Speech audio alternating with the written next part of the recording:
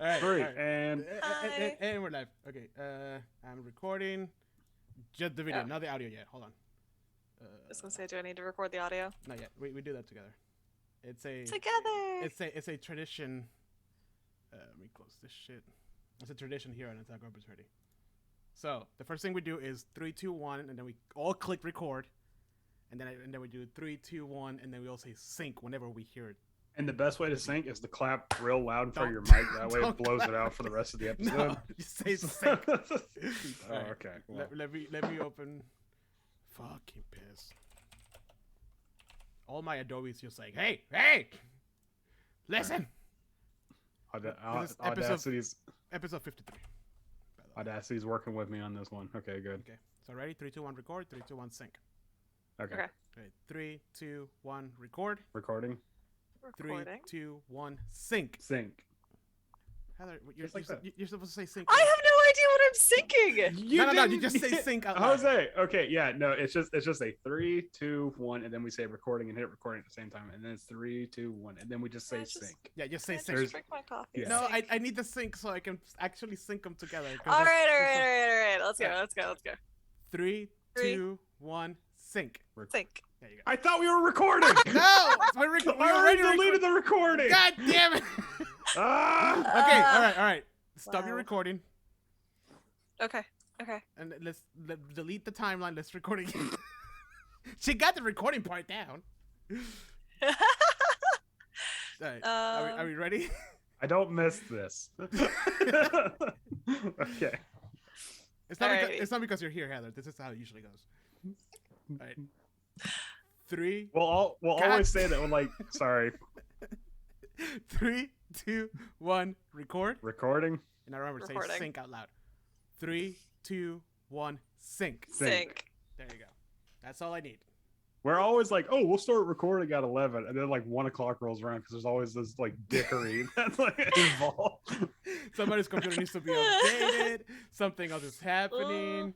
It's I had to always- do I need to record the audio? re-download GarageBand because I never ever in my decade of using Mac have ever used it. Really? There's always Yeah. some bullshit going on that Garage- causes this to. GarageBand is one of my favorite because it's so simple to use. Okay, now I'm gonna share this on every single Facebook page I'm part of. Setting. It's going everywhere. I probably shouldn't have had this coffee, but it's okay. You're gonna have to make another coffee now.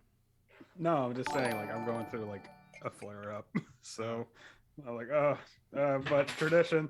You can get Traditions are yourself important.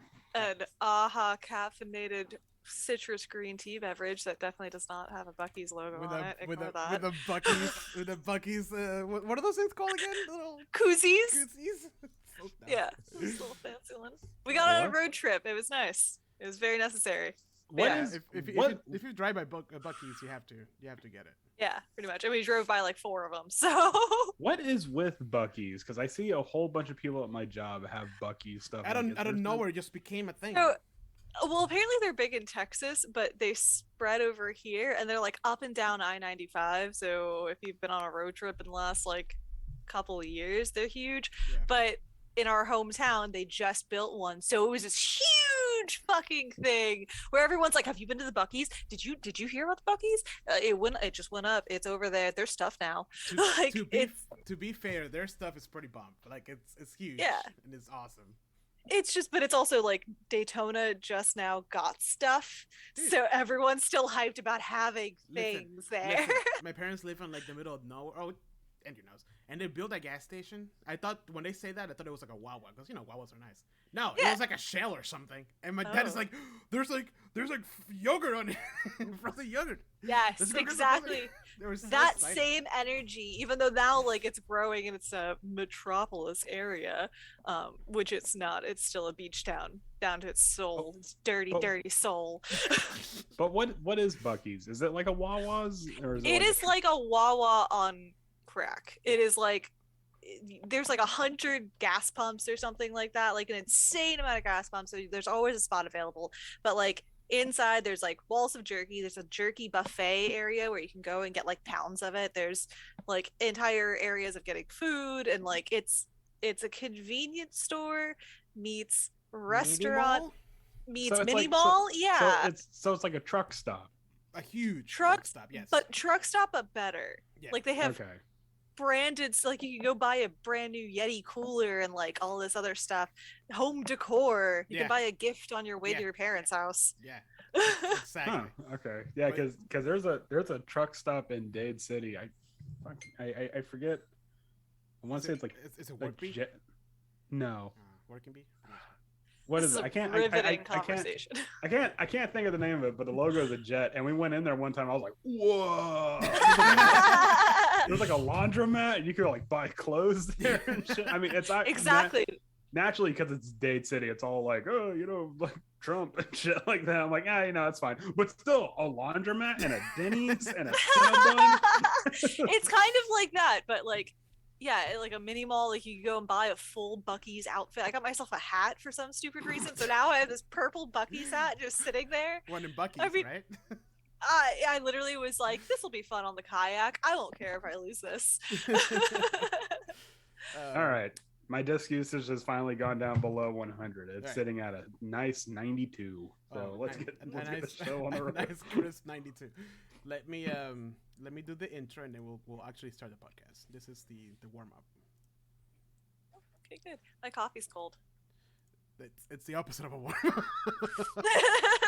It cools down your coffee. Yeah. What, you think we drink hot coffee? We got to do vocal warm ups. Yeah, we got unique New York. Unique. No. Red. Red leather, yellow leather, red leather, yellow leather. Fuck you. All right, here you go. Damn it, Jose. Sorry, okay. Are you guys ready? Yes. Here we go. And welcome to another episode of A Talk of Opportunity. We're back. It's a new year, new me. We are done with D&D. We're not doing any more tabletop RPGs or gaming whatsoever. We have grown up. We are adults now. We do things Aw. like not watching TV. We actually do productive, boring things. We're Like going to reading. discuss tax brackets in this episode. Yes. Pulls out a huge book. I mean, Guys, I we just are- got my mean this one? W2. Yeah. Welcome back to a premiere of season 3. And today we have a very special guest with us. Our number one and only fan, No, Heather. that's not Hi. true. You're right. There's also There's- Robert. There's dozens of them. I started getting nervous about coming on, and I was like, wait, I'm the only one that listens. Yeah. No one else will hear. It's Exactly. fine. It's fine. There you go. The moment I said that, I'm like, there's probably a dozen of them, and that's being generous. Yeah. If you're one of our dozen listeners, please don't tell me. I'll be Send really us money. embarrassed. Send us some money. I'll set up a Patreon. Oh, okay. That got off the rails. But today we are talking about something very special. Something that, as always, we are late with the trend. But here we are, and we're gonna talk about it. Striking while the iron's cold. Been nice and cold. So cold. We are Been talking. beat down by 90 other people. Yes, we're talking today about Dune. Nobody has ever even heard of this book, but we're gonna tackle it. A little hidden gem amongst the sci-fi Of course, fandom. something you would never ever really get into. Yeah, but had to do a little digging as to what this actually is. I never even heard of this before. So Anyway, so after I went to watch the movie, I was like, "Oh, guys, we need to talk about this." oh my god. I remember I'm like, I'm gonna finish the whole book for the movie came out, and the movie came out. I was like 120 pages in. I was like, oh fuck. Good, you only had to read 154 pages for this episode, so And, I mean- and indeed I did. there's I'm that. like five books in, so I'm just sitting there going, wait, where's the rest? Please, no, dude, don't stop. No, come Oh. back. No, I stopped at 4 because somebody was like, "Hey, The Expanse is really good. Go check that one out." And I'm like, "Fuck." Was that me that said that? Probably. Because I was like, I heard the Expanse is like Game of Thrones in space, and you're like, that's all I needed. You just dived into that. It's like, I mean, this is old. Just brings the Expanse out. Fun fact about the Expanse. Apparently, the dude is just a dungeon master who was making a sci-fi RPG, and he did so much research about the science or whatever that the guys that he was gonna make the RPG with were like, "You should make a like writers don't do this much research on their subjects. You should probably write a book." Fair. So he wrote 7. Okay, you know what? You're probably painting that in a more optimistic light. His players are just like, you know what? Just write a fucking book, dude. I'm not reading this backstory for your setting. Yes. Why did you give me character sheets? I don't understand this. What's the point of this? Is this Traveler? Anyways, so with that, let's play the music. And as soon as I cue it up, because I forgot that the music is a thing. So after that brutal assault by the Orc warrior, the initiative now goes to you. Jose, what do you do? I'm gonna cast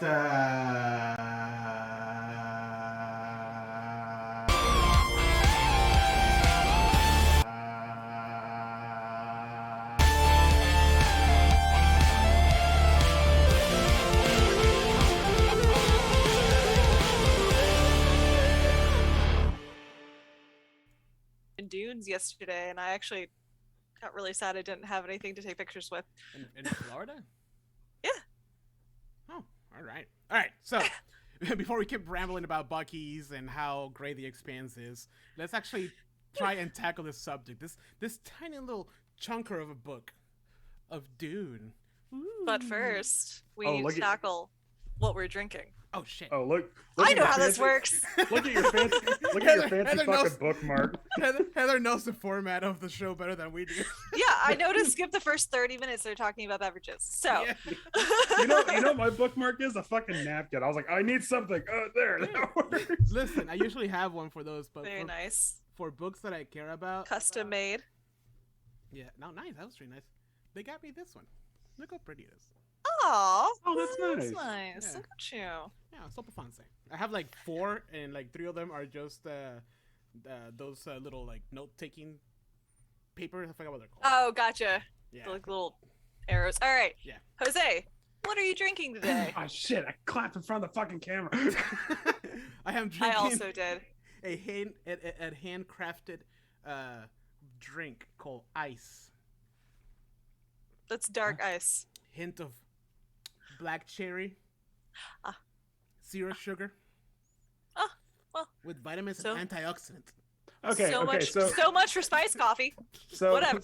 So actually, hold on. The whole reason why I wanted to make spiced coffee, I could not find cardamom pods for the life of me, and I didn't want to get ground cardamom because I didn't want that shit to go through the Oh yeah. Didn't think of because that. I found a recipe for like Moroccan spiced coffee and it needed cardamom pods. Like that was the one thing that wasn't optional. I couldn't find it, so I'm just like, I guess I'll just make regular coffee. Wow. What a bunch of A disappointments. little bit of cinnamon. Hold up here. First off, Uh-oh. here's my coffee. It Nice. is delicious. And it is a mixture of a nice dark chai tea with some espresso and some Ooh. cinnamon. So, some dirty chai, aka some spicy coffee. Look at the Ooh. newcomer out doing the veterans of the show. Don't worry. She'll get cynical and bitter, just like the rest of them. Just like the rest of them. Already And then- there, baby. and then she'll have that moment where she's like, Arizona tea is tea, right? It says tea on the can. It says it's tea. It's almost tea. Hey, Jose. it was one time, okay? Well, I made myself a pour over because it's low on acid. And Oh. I'm having some tummy troubles right now. Pour over Aw. forever. I also did a Of pour. greater goods rise and shine blend. It has notes Ooh. of molasses and dark chocolate. So, Oh, nice. and That's and this is like thick coffee. It's like really heavy. It's good Nice. Yeah, I always I'm, love a cough that's like thick. I'm really digging this black cherry. though. Shut the fuck I up. also have a backup seltzer so I can burp like Andrew Yes. does later on. Like- I had to take the burp counter up though. Aw, Didn't have enough shame, space. shame. I'm also drinking just plain water just to flex on the Freeman because I can. Look at all this water that I'm wasting. I'm not even gonna drink this whole thing of water. I'm gonna dump it out right here. Yeah, I'm gonna throw this out. It's stale. Ugh. Everybody- Nobody drinks- ugh. To show respect, we all have to spit on the camera. You guys ready? Oh, that's gross. Let me clean it. I can't. We can just like a two. Yeah, right. Ugh. So, for all of our listeners that are not Heather, you may have noticed that this is a slightly different episode. We are going to be doing a book club on Dune. A book club with 3 people. But you guys are more than welcome to join if you want. Abe, if you're there, hi. Robert, Robert, please. I mean, I know you're busy and you have a life, Abe, but Abe never left. he was waiting for us to go live. He's just sitting there, just like reloading the page. Just like, come on. Hey, Abe is a cool guy, right? No, he is. He's a bro. We're glad to have you, Abe. So. But yes, so today we're breaking this into 4 parts, about 150 pages each part. And there's no chapters in this book, which I don't know why there isn't. I mean, even a simple like 1. I don't know. I'd be happy with. It just There's it actual just is. chapters, but there's no like chapters, if that makes any sense. I feel like it's because it's like he really did break it down like it is a theatrical play, like Yeah. it is a part 1, part 2, part 3, like it is start to finish. It is in fact very theatrical. We'll get into that like shortly once we get into the book proper, because I have thoughts about that. So Very Shakespearean vibe. this Go on. first section, this first section is all about pages 1 through 154 of this special edition book. It is by, I forgot the name of the artist, but God, I love him. I mean, It's I not barely even see it. I love it so much that it's actually on my phone too. illustration by Matt Griffin. Matt Griffin, So nice. amazing. Like, look at that, like beautiful melange blue. You have the Fear is the Mind Killer. and Look you at that have- sandworm. Yeah. So I good. actually had to take the desk cover off just so I can appreciate the inside art. Yeah. I did Yeah. the same. So also I don't like to read Inside with the the desk dust cover. cover. 'Cause Ooh, it's always I'm always like reading a couple pages. I'm like, but the inside of the dust cover is still sick. Oh, it's gorgeous. Yeah. Like it's beautiful, start to finish. I Like, want to contact them. It's like, hey, can I have like a very high resolution image of the cover? I'm not gonna sell it, I promise. I just want it for my wallpaper and my computer. yeah. Just I bet you if you look up Matt Griffin, I'm pretty sure you can buy a print. I did. But I can't find it. He probably has. Oh, you can't? Yeah, he probably has a contract with these guys. If Probably. he could work on some t-shirt merch, that would be awesome. Because I was Dude. trying to hunt down a Dune shirt and could not find one I liked. Look at that. So good. Yeah, it's a really good. Yeah, it's also. I have comments about the blue and blue eyes, by the way. Yeah, but one thing I like about this book is for some reason, I don't know, maybe I'm weird, but I like reading big books even if it's not like a lot of content in the book, because I got the other copies for the rest of the series and like the small you know what? paperback, and it's like I'm reading like one of those really tiny Bibles, one of those space Bibles, you might say. One of those OC Bibles, you say. This is like it flows better, like the way it's laid Yeah. out, it's just nicer. Anyways. Jose, there are prints available, but it's sold out. It was like a limited quantity. Oh, lame. Yeah. But yes. So, Man. it That's- is what it is. That's enough about the physical part of the book. Gorgeous book. Go buy it. Mark Griffin, amazing artist. I feel like I need to shout out my crappy little copy of my original crappy copy of Dune. Bring it out. Yes, please. Oh. Shout out. The one that's like weathered 1,000 miles. Yes. Meanwhile, though, let me go over. We're going through pages 1 through 154, which encompasses everything from the obviously beginning of the book to. You okay, Andrew? To right after the events of the Duke. I don't know and- where it is. It's gone. Wow. The sand crawler. The sand incident. crawler when you first see the worm. So that's what Yeah. we're talking about today. To help us with that, I put up a structure. I lied. There's no structure, so we're just gonna go freehand on this. Let me get those questions up and ready. Yes, but before we get to the questions, so I want to talk about like, especially you, Andrew, because I know. I mean, you're a huge reader I mean, I actually had to like reteach myself how to read with this book because it has been so long since I sat down and dedicated myself. Anyways, go on. I'm the other way. Like I kid you not. Like I haven't read anything until I got Dune, and then it sparked my love for reading all over again. Like my boss was like, "Hey, you gotta read Dune. It's read," and then I saw the trailer when it first came out, and I'm like, "Okay, this looks interesting. Let me check it out." And then it's a huge fucking chunker of a book, and I'm like, "Ugh, I don't know how I feel with that." It is. I read the whole thing in 2 weeks. It's a big book, but it's also an easily digestible read, if that makes sense. Some people say that. Some people say it's like a really hard read. For me, I was like, I can't. I actually had to be like, no, Andrew, you need to stop reading because you need to discuss the events of. Because I'm much further ahead than where we were supposed to end, and I had to like physically stop myself from reading, because like once I started, it was like a snowball effect. Like I was like, nope, I'm done. Fair enough. Yeah. So let's talk about a little bit about the experience that we had with just before coming to the book, right? I already kind of told you mine. Like I saw the trailer. I'm one of those like late bandwagoners. I saw the trailer. Yeah. I know people like talked about it. Fun fact: me and my cousin had a demo disc for our PC back in like Venezuela, and in it was Dune 2000. I had no idea. I had no idea what the hell this game was. It was just fun. I used to play the demo over and over again. So like way years later, my boss is talking to me about this from Cool Stuff. He's talking about to me about this book, and he starts to explain to me like, oh yeah, there's like spies and all this and blah blah blah. I'm like, that's very familiar. And I'm like, is that based on that Dune 2000 game? And he's like, yes. How do you know about that? You're a foreigner. So anyways, like. I hope he didn't say it like that. You're a foreigner.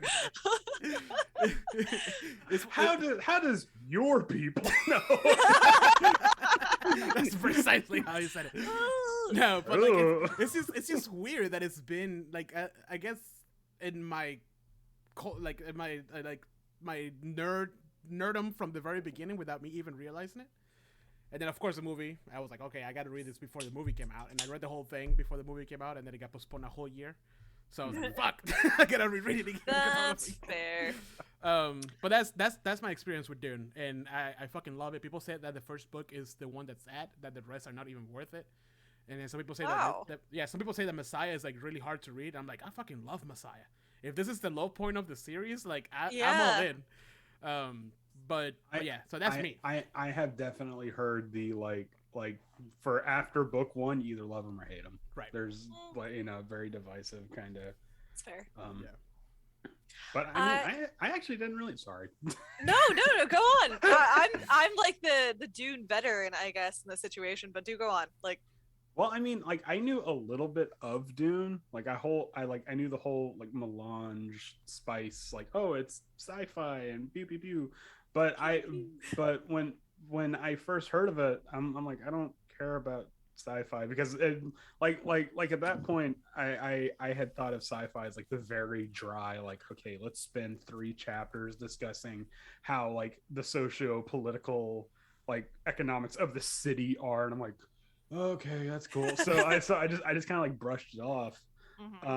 I did read it a little bit growing up, but that was before I had any real appreciation for like this kind of, no pun intended, kind of dry, slow pace of the book.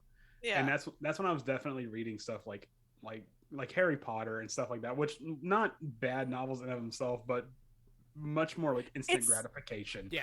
Yeah, I was gonna say it's definitely a different level of reading. Yeah. Because Dune is very, I don't know, gritty and no pun intended again, and like visceral. Yeah. Well, it's also like Dune. There's a lot of stuff. It's the classic like. There's a lot of stuff that gets set up very early on, and you don't realize it until you get later. Yeah. And there's a lot of those connections, like 300 pages in, and you're like, oh my god. Absolutely. I definitely. Oh, no, go on. No, please go on. My experience reading the book was definitely the first time I ever read it. It was like a good few years ago. My sister and brother-in-law always just, we do a lot of book exchanges in my family. Gave me this crappy 1984 like 20th anniversary of Dune book, and it's like the cover's falling off of it.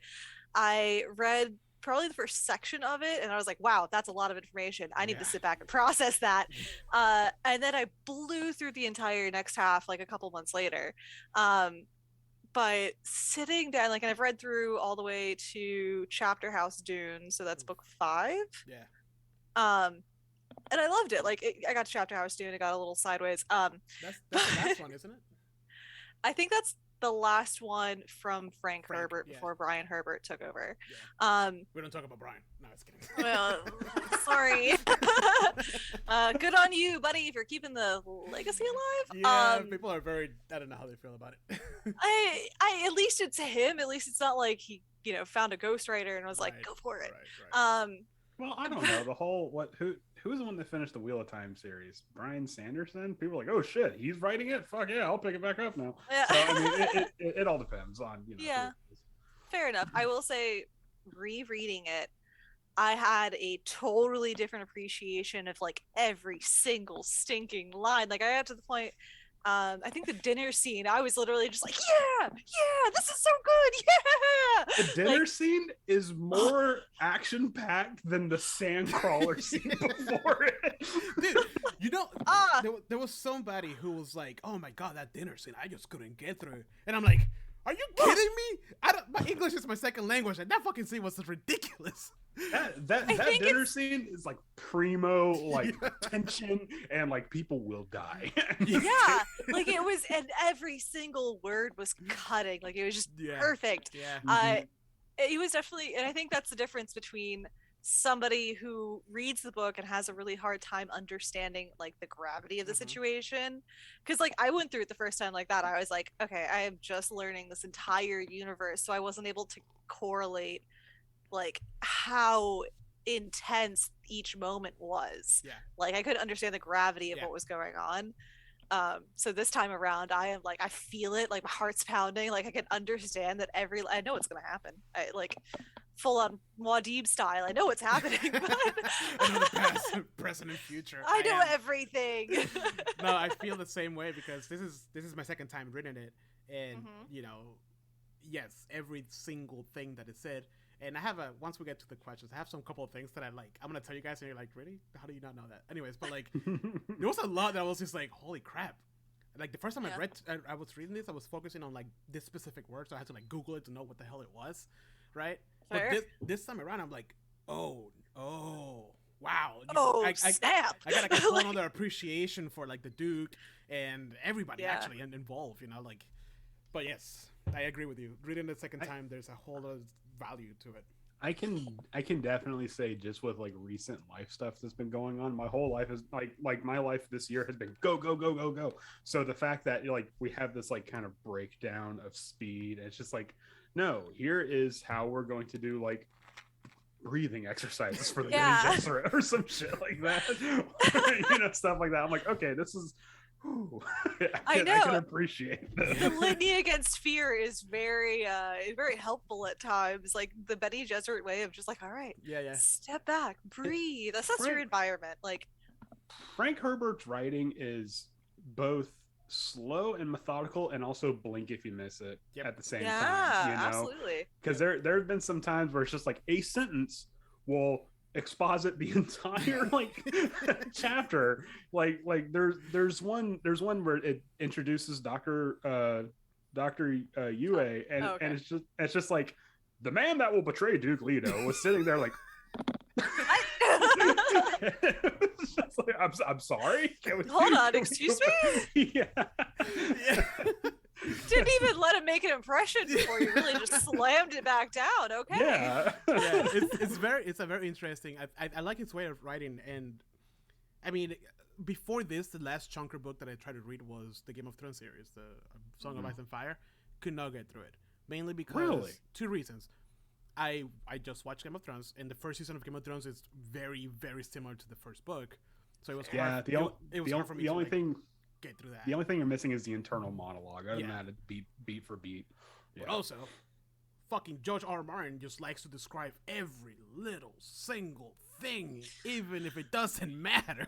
So I appreciate Frank that like he describes things in the environment that are important, and that's it. Everything else, like how does a fucking a glow light thing looks like? What does it look like?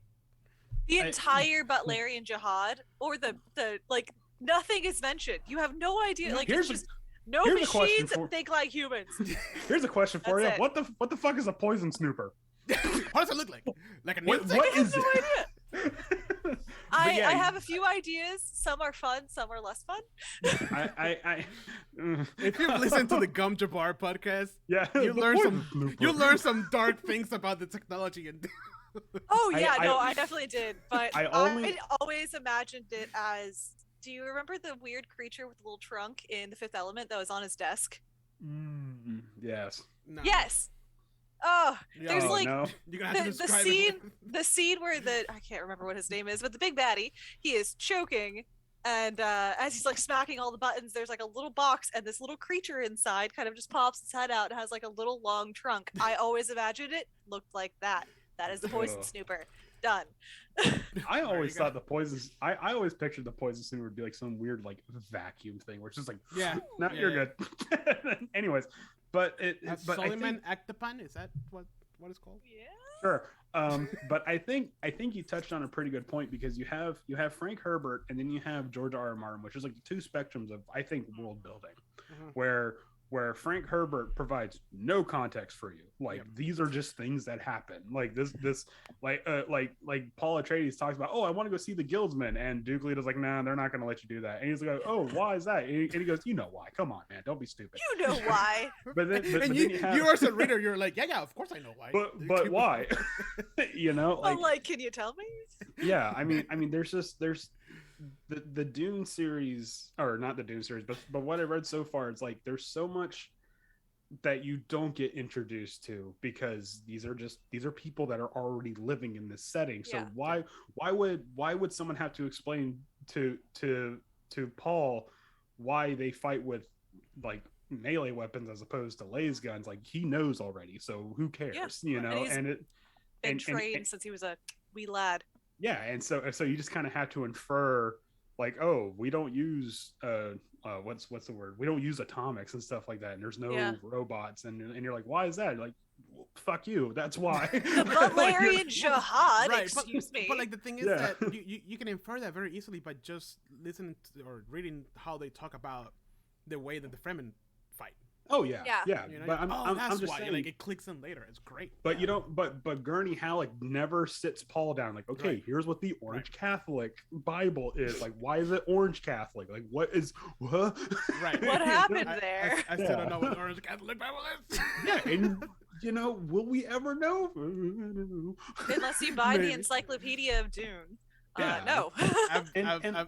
I've thought about getting it, because just, And, like, just listen to the Gum to Board podcast. I'm like, I need to get that. and like book. and like Thanks, guys. I had a question that I wanted to pose, and I was like, oh no, I'm gonna sound stupid if I ask this, and I found the answer for it only if it makes because... you feel better, you always sound stupid. Okay, but the only reason why I even found an answer for it was because I had to use an outside source outside of the main book to get said answer to provide context for that. Fair.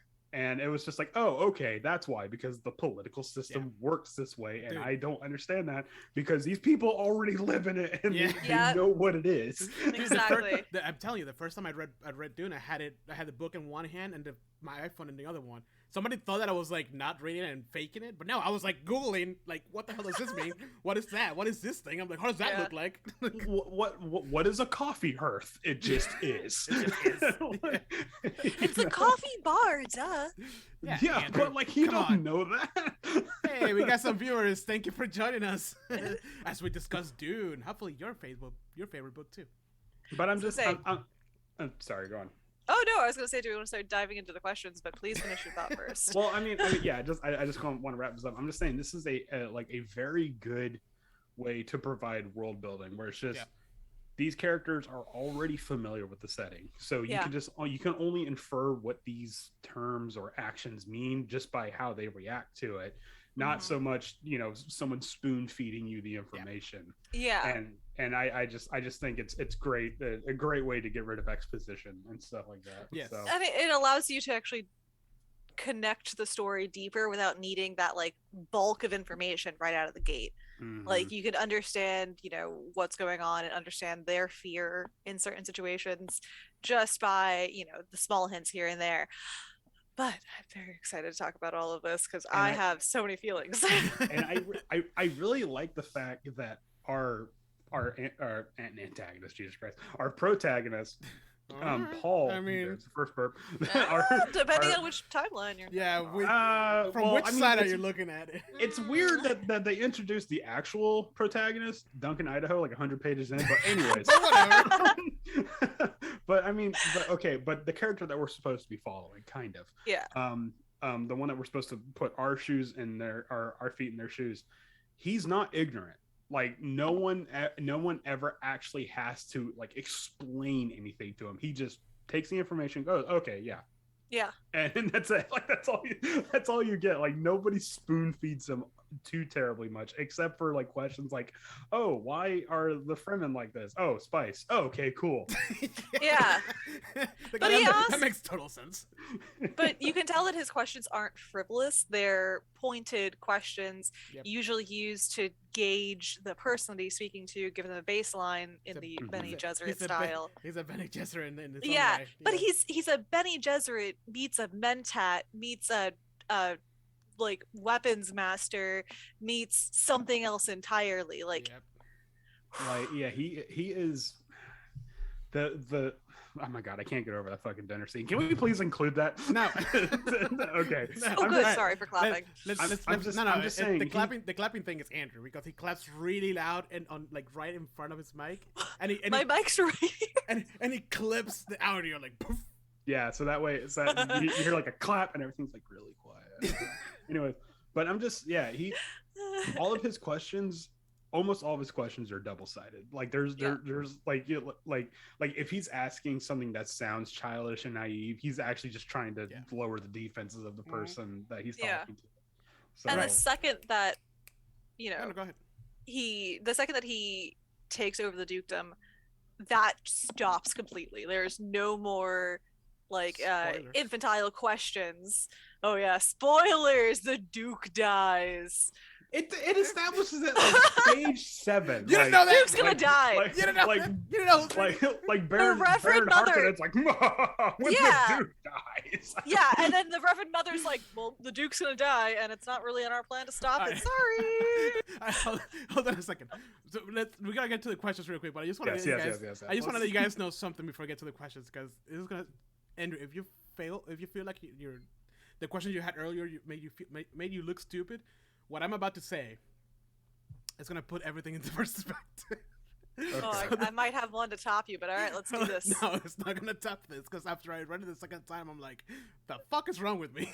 Wait a minute. I promise. All right, go on. No, hold on. So, the first time I read Dune, I had no idea that Dr. Ewan was a traitor. It fucking says and like It says it on the first page, bro. Hold on.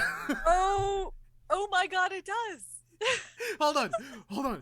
No, but listen. I was so okay. Obviously, I knew there was a traitor, so at least I got that far. But I don't know why. When the reveal happened, when the reveal happened, gasps. I was like, no, not Dr. Yu. It Oh, literally, hold on. page Let me. 212. Yue, the traitor, is born. Like it literally says like I will be remembered as Yue, the traitor. Like Hold on. No. It says it earlier than that. I think it's like okay, you It's like- might have taught me there, but I was so in depth into the idea of like we're in a fictional universe where there's different kinds of humans and stuff like that. So when I read the description for kinds, it says like feline like. yeah. I just got rid of like completely and I was like, it's a cat person. It's a tabaxi. All The right. entire first time I read it, I was like, Kynes is a cat person. Hey, it makes sense. reading back through, I was like, how high was I when I read this? Like, wait, what was I doing this Dude, I day? mean- What I time mean, of night? yeah, did I Honestly, read this? I don't know if it was like the information overload or like everything I was focused on everything and also what.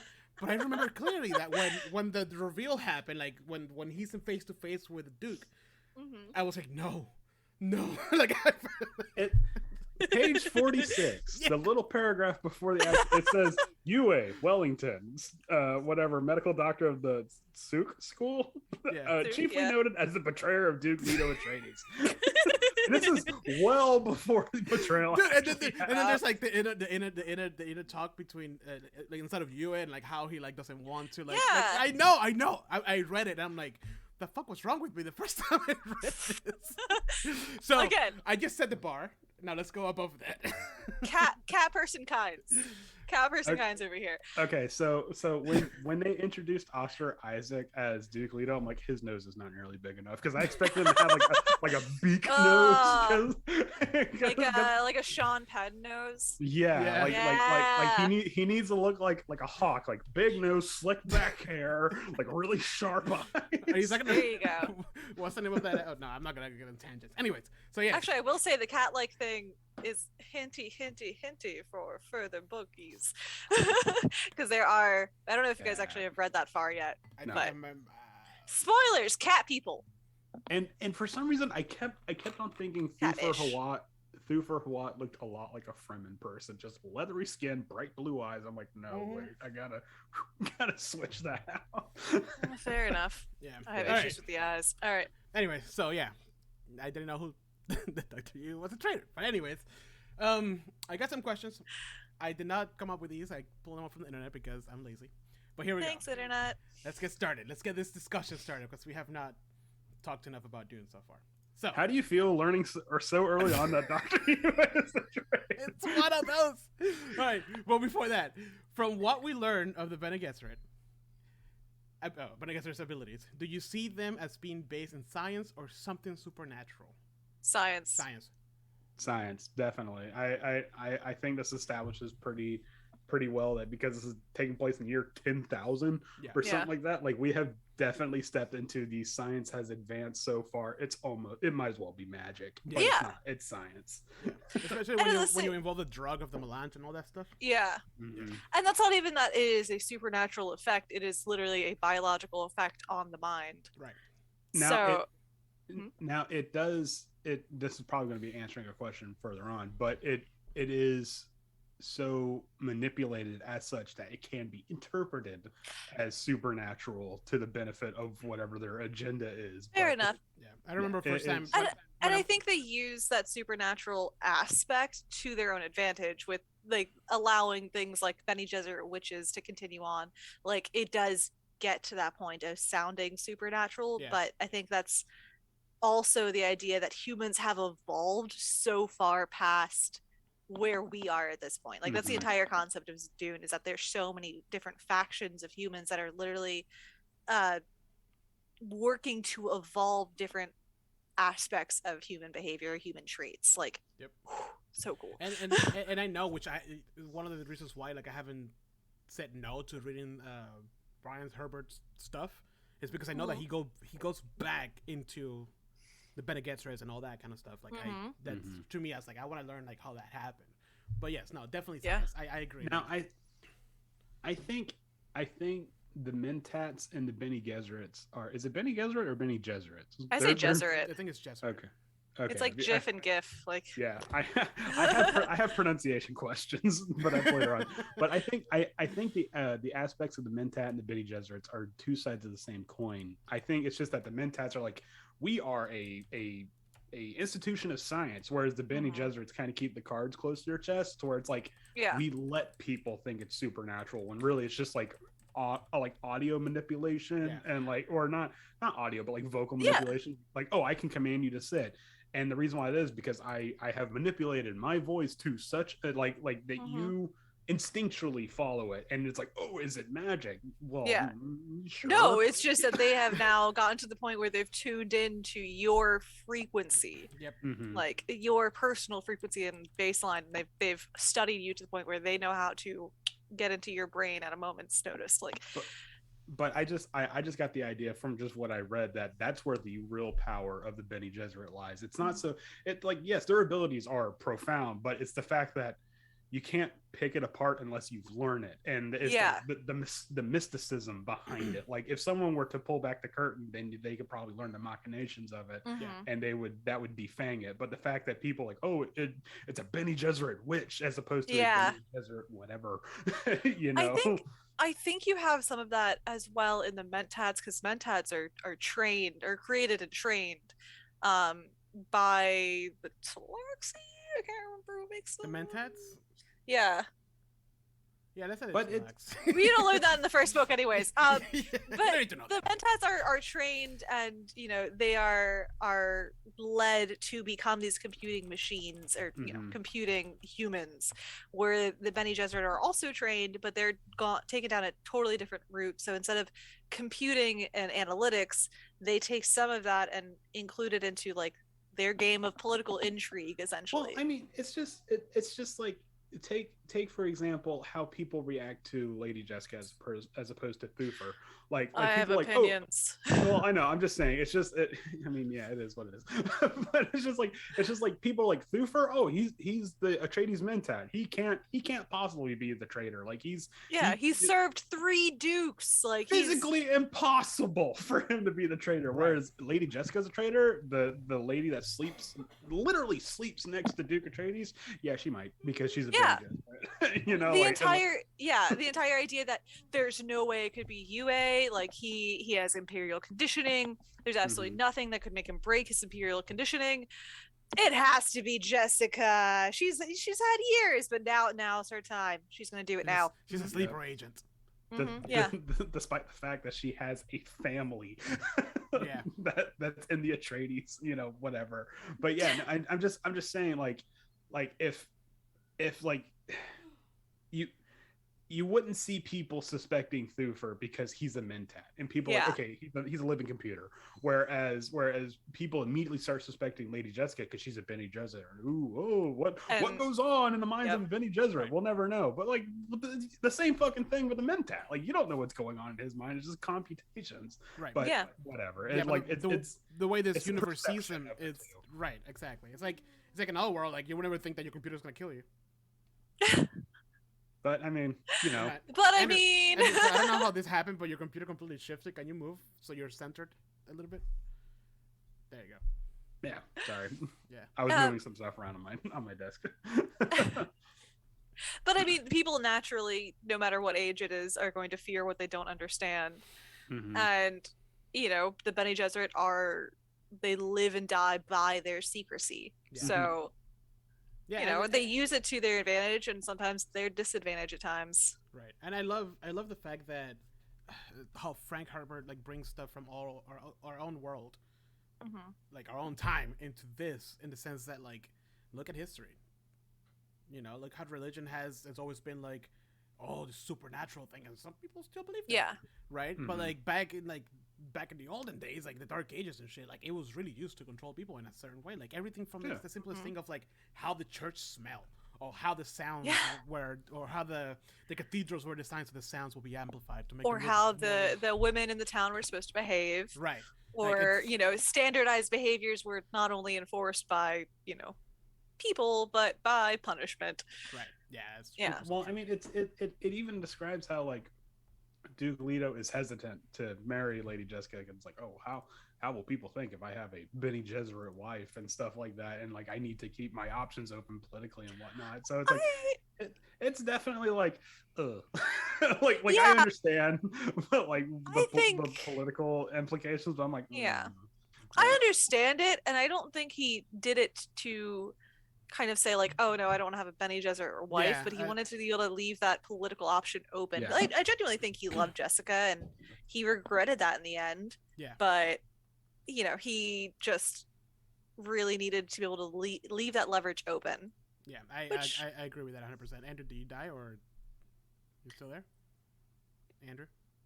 Oh no. It's a Heather and Jose show. Yes, we finally kicked him out. Woo! Whoever went out first, All right. I'm the traitor. No. I knew it. But no, I agree with the Heather 100%. I don't think it was Bene Gesserit. Like, like it was more. Even she knew it. Like the fact that he wasn't married it was a very strategic position to put himself in for alliances and whatnot with the other families and houses. So I'm just saying it's kind of telling the way, I don't want to say factions, but it's just like the way like the faculties are, where it's like, oh, we have a traitor in the midst, and everyone's like, Jessica. Yeah. Well, do you think that even Duke Leto's like, ooh, it might be Jessica.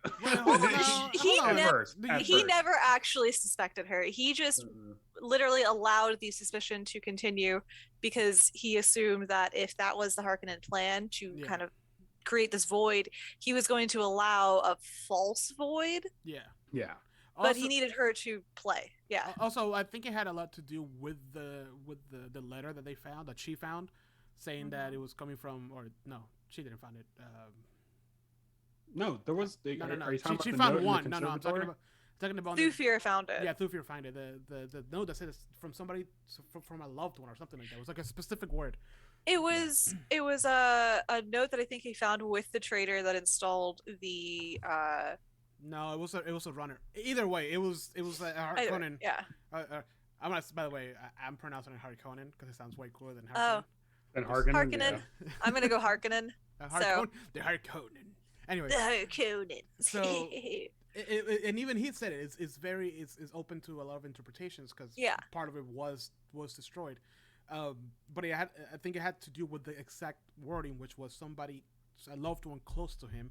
He doesn't think that he loves Howard or that he loves Yue. Like, you know what I mean? Like when somebody was says it a loved one or was it a? I thought it was like worded as like someone very close, like someone within the household.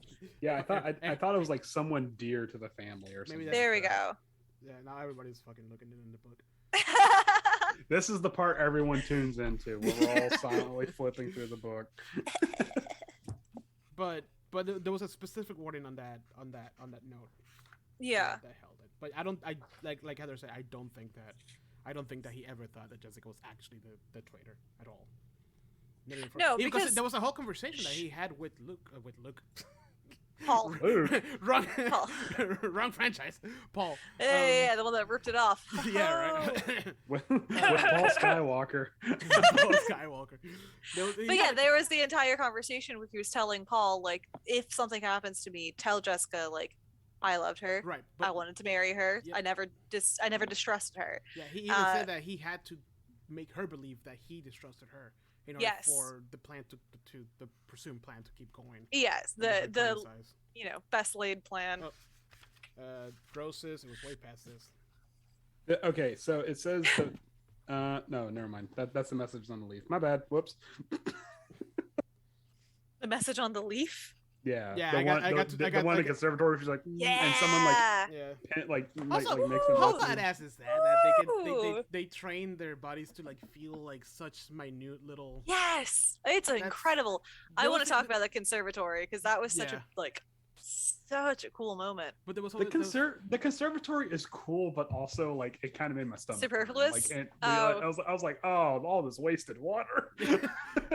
but going back to the touching the little dots on the leaf or whatever. Yeah. Like there was another when Yue gives Paul the OC Bible, and it used to be his wife, which was a Bene Gesserit, and Paul he feels two notches and he pushes one, which was one from his wife and her favorite passage, and then Yue gets all like, oh my god, and then he realizes that because of the training that Paul has gained, he was able to feel the what his wife was able to recognize, and Yue almost gave himself away.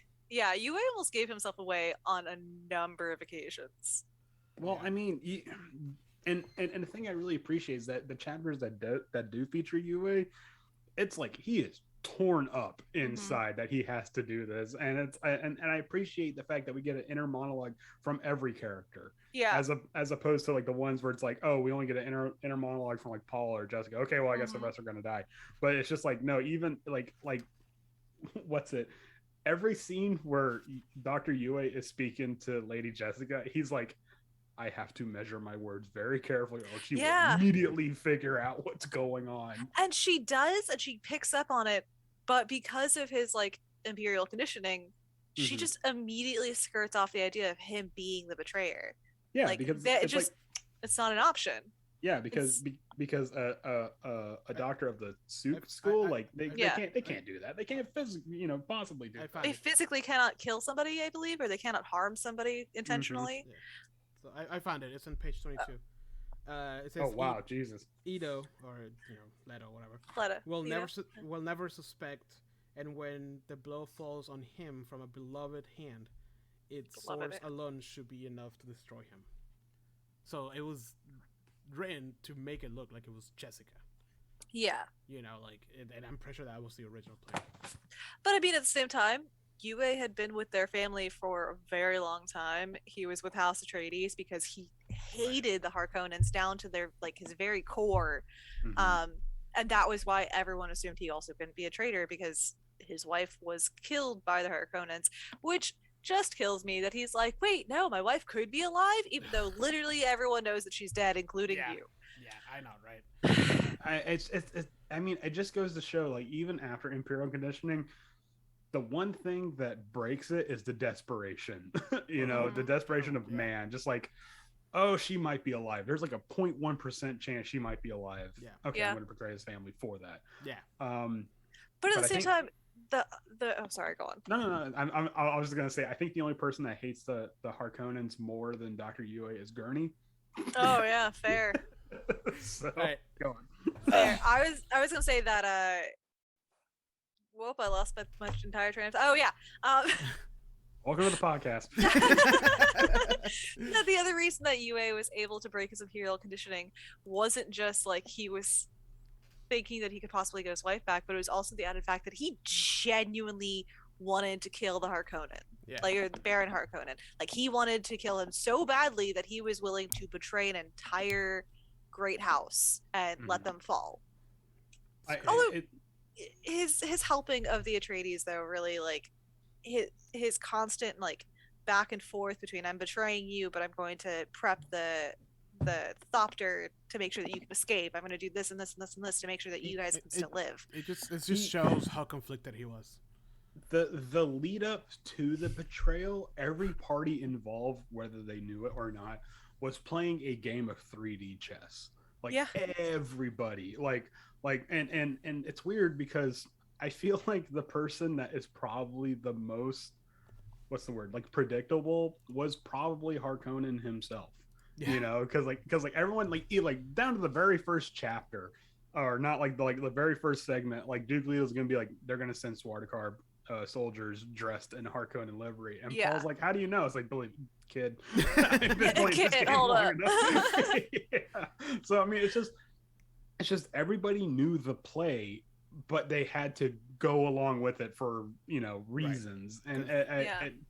And I just like the fact that there's not even foreshadowing. There's no foreshadowing that there is betrayal. There is betrayal. Yeah. But it's just like, how is it going to play out? That's the tension. Unless you're me. Well. What? There's a betrayer? No Dr. way. Yue. Dr. Yue, Not the no. character that they would establish 120 pages back. Many, but also multiple times in between there, because Yeah. the constant back and forth, and the It- questioning, and Don't ask me what my brain was. But yes, in conclusion, we do agree that the Bene Gesserit is a scientific thing, not a super. Yes, sorry. Oh wow, Jesus! We touched on a lot of subjects. I know. I was like, we're going way past the pages that we're supposed to be talking about. Spoilers. All right, do you want me to read this next one? Yeah, go for it. All right. Do you think it was right for Jessica to put her son in harm's way? Do you think she had a choice? Now, Now, my understanding with this question, hold on, is I think this was early on, like with the Bucks. They're talking specifically about the Gunjabar. Okay, I guess. Yeah, because I was about to say, because Lady Jessica kind of not hovers, but keeps Paul very much protected after that moment. Yeah. For understandable reasons. Yeah. I was like, when the fuck did Lady Jessica?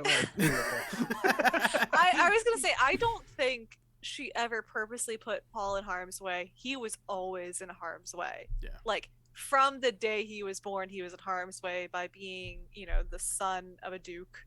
Yeah. He was in harm's way because he is, the male Bene Gesserit, because he has the potential to be the Kwisatz Haderach. Crysknife. You have to say it like that little girl from the 80s movie. No. But yes, so those possibilities put him in harm's way from the very get-go. The fact that they have poison snoopers and he's been trained as a master, or weapons master from a young age. Yeah. There's no way she was going to push him out of the way of harm. Right. I mean, I think Lady Jessica had an inkling that the I forgot the name of the the box of paint. Oh. Is it just the gum jabbar is the little needle. The needle. But I think they never gave a specific name for the box. They just called it the box. Oh, okay. Anyways, but I think she had an inkling that he was going to pass that test. I think she was just more tortured on the inside that he had to experience. Yeah. Because even I forget the character's name, but like the Mother Superior equivalent was like, oh, you just had to go and like manipulate the DNA to have a son. You couldn't just have a daughter like you're supposed to. Like you were supposed to. Yeah, and she was like, oh, I'm sorry, you wanted this whole prophecy thing. So I think she knew Paul was in never actual any harm. It's just like, oh my God, he's like 14 and he has to deal with like the pain of your flesh burning off without any actual scarring. I'm sure she was still terrified that he might die, but she had to rely on the training she had put him through. Right. Like at that moment she was like, okay, I hope I did this right. Like I really hope the test of your parenting. Right. Yeah, the ultimate test of their parenting up to the point, because he needed everything to get through it. It's not even a test. I mean, it is a test of parenting, but it also that can shake your faith. Like, you're like, oh man, this is all riding on like if the second he takes that hand out, there goes the prophecy. Oh well, we're fucked. So back to the drawing board. Yeah. At the same time, there was another point where they said like, if he is the Muad'Dib, harm can't come to him. If he is this, like, it can't happen. The Fremen's belief in Paul to that point was flat out like, if he is what he is, nothing can happen to him. Yeah. But the fact that this prophecy of the Muad'Dib and the Kwisatz Haderach, or whatever the proper term is, it's all very careful manipulation. Yes. So it's like, is it prophecy or is it just like a kind of like eugenics sort of like, we will funnel the Messiah, like we will create kind of have a eugenics vibe, because they very carefully manipulate the genetic pools and how the ancestral lines shape over tens of thousands of years to create.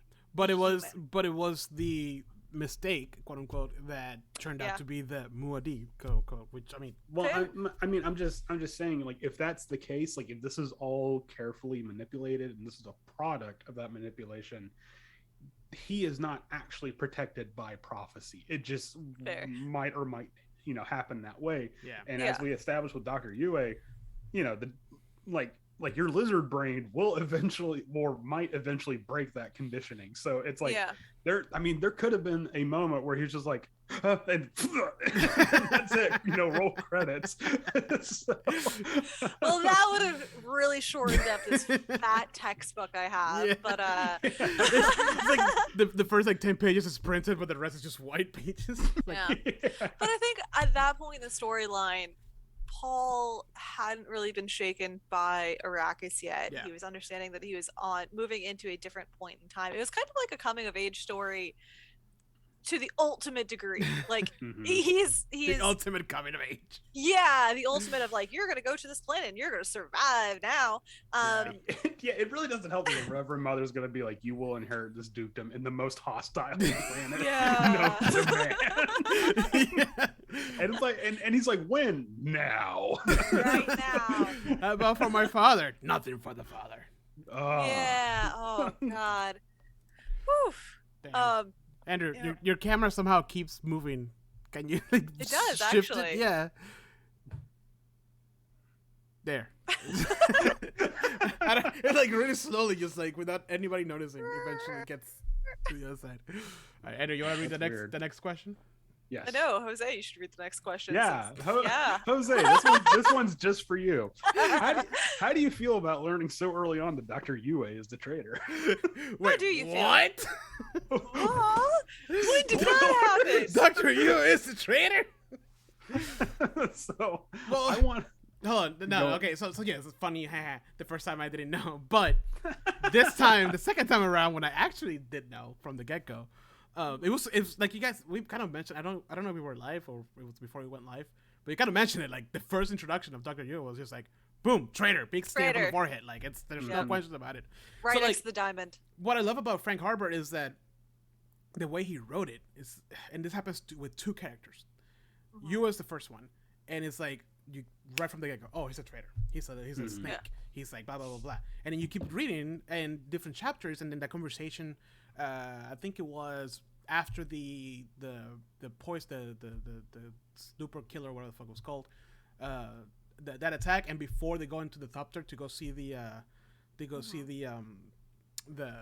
Hunter Seeker.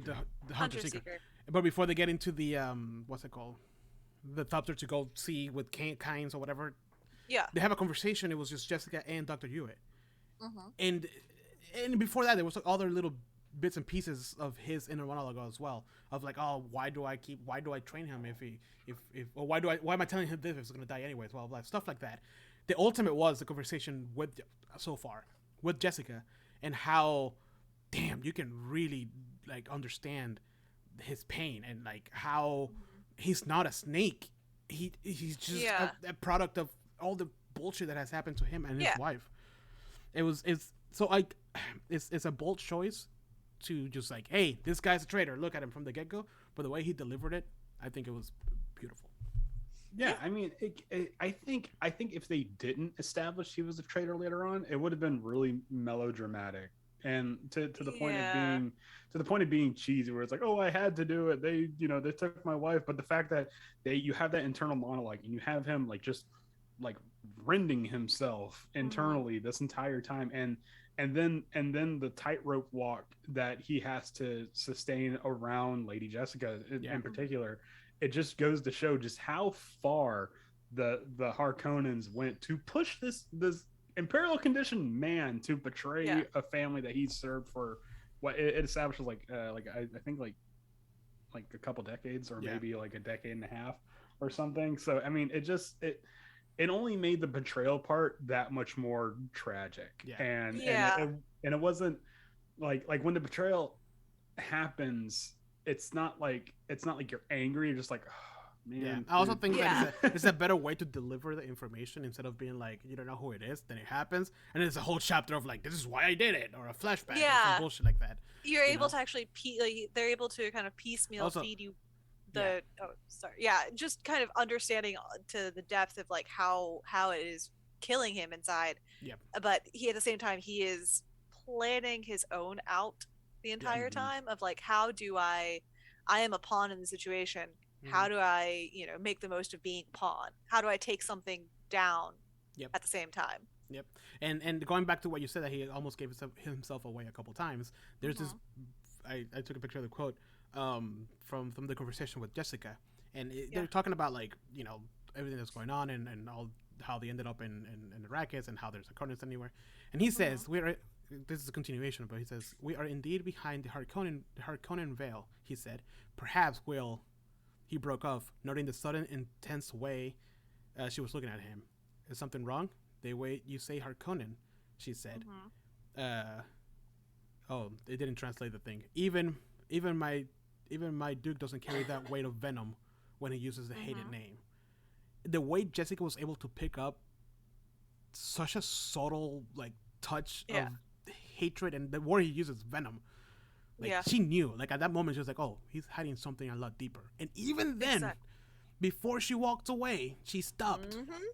And she was about to walk back and talk and confront him about what. And if she would have done that, that the whole thing would have came unfried. Because she would have been full Bene Gesserit, and she would have like broken him down the way she does. I was like, I read that the second time through, and I'm like, you fucking should have done it. I know, especially in that moment where they're supposed to be on a high alert. But I think Andrew's Sorry, Andrew. Go No, on. no, no. I'm just saying that's the genius of the Harkonnen plan is that we are going to have an imperial conditioned person Yes. be the traitor because it's like, okay, he's a doctor, he's trusted, I'm assuming there's some sort of like what's the oath that doctors take where they can't do any harm, but like there's some Hippocratic oath, Hippocratic oath equivalent. So it's like it can't be the doctor. So then when he says, "Oh, they took my wife and they killed her," blah blah blah. Lady Jessica kind of doesn't really question it that much, and she's like, "Oh, okay, well of course she does question it. Everybody double questions everything, but then she's just like, okay, no, that's why." Yeah. Because and that's the genius of it. Yeah.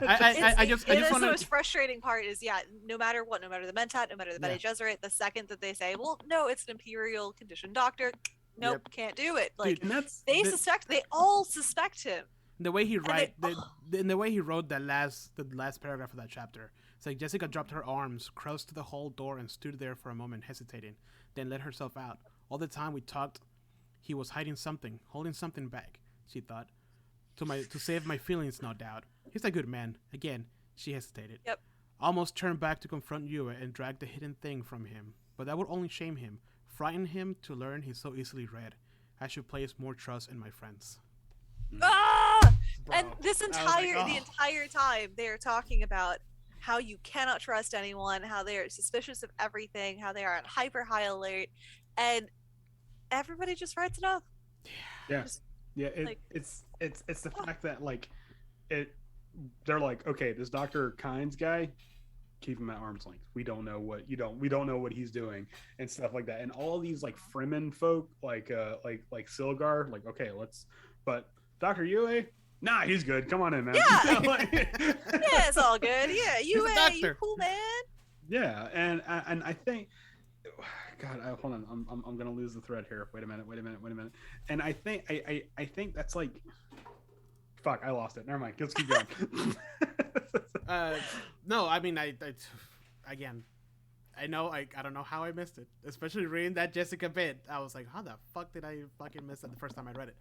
But anyway, that's the the conversation. But that's the tension. That's the tension of the whole betrayal arc. Yeah. It's not trying to figure out who did it. It's the fact that, oh man, dude, you're this close. You are this close. That close. Yep.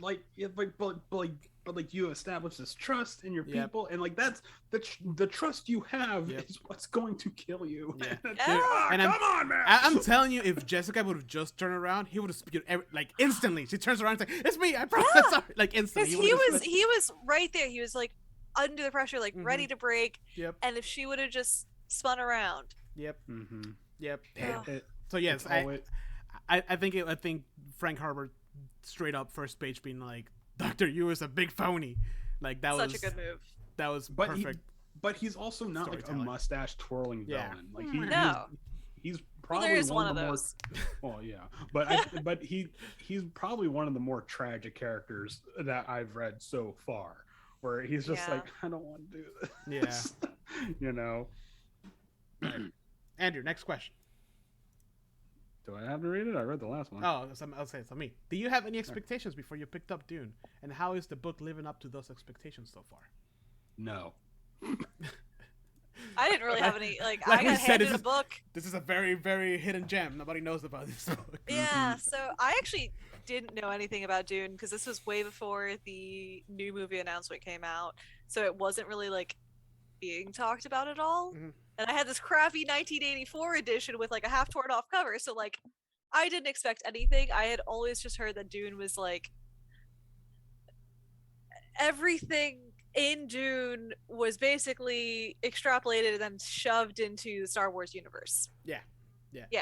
That there's so many different aspects, which is kind of sad because it is like a watered down version of what a desert planet would be. Yeah. Like you don't like it's Dune, but like it's not Dune. Yeah. It's Dune, but it's okay. Don't worry. It's on the easy setting. Yeah. Exactly that. Like there's machines, there's robots, there's everything else. We got this. It's fine. It's on story mode, not survival. You're fine. No, we need survival mode. That's where the gritty story starts. Yeah. Listen,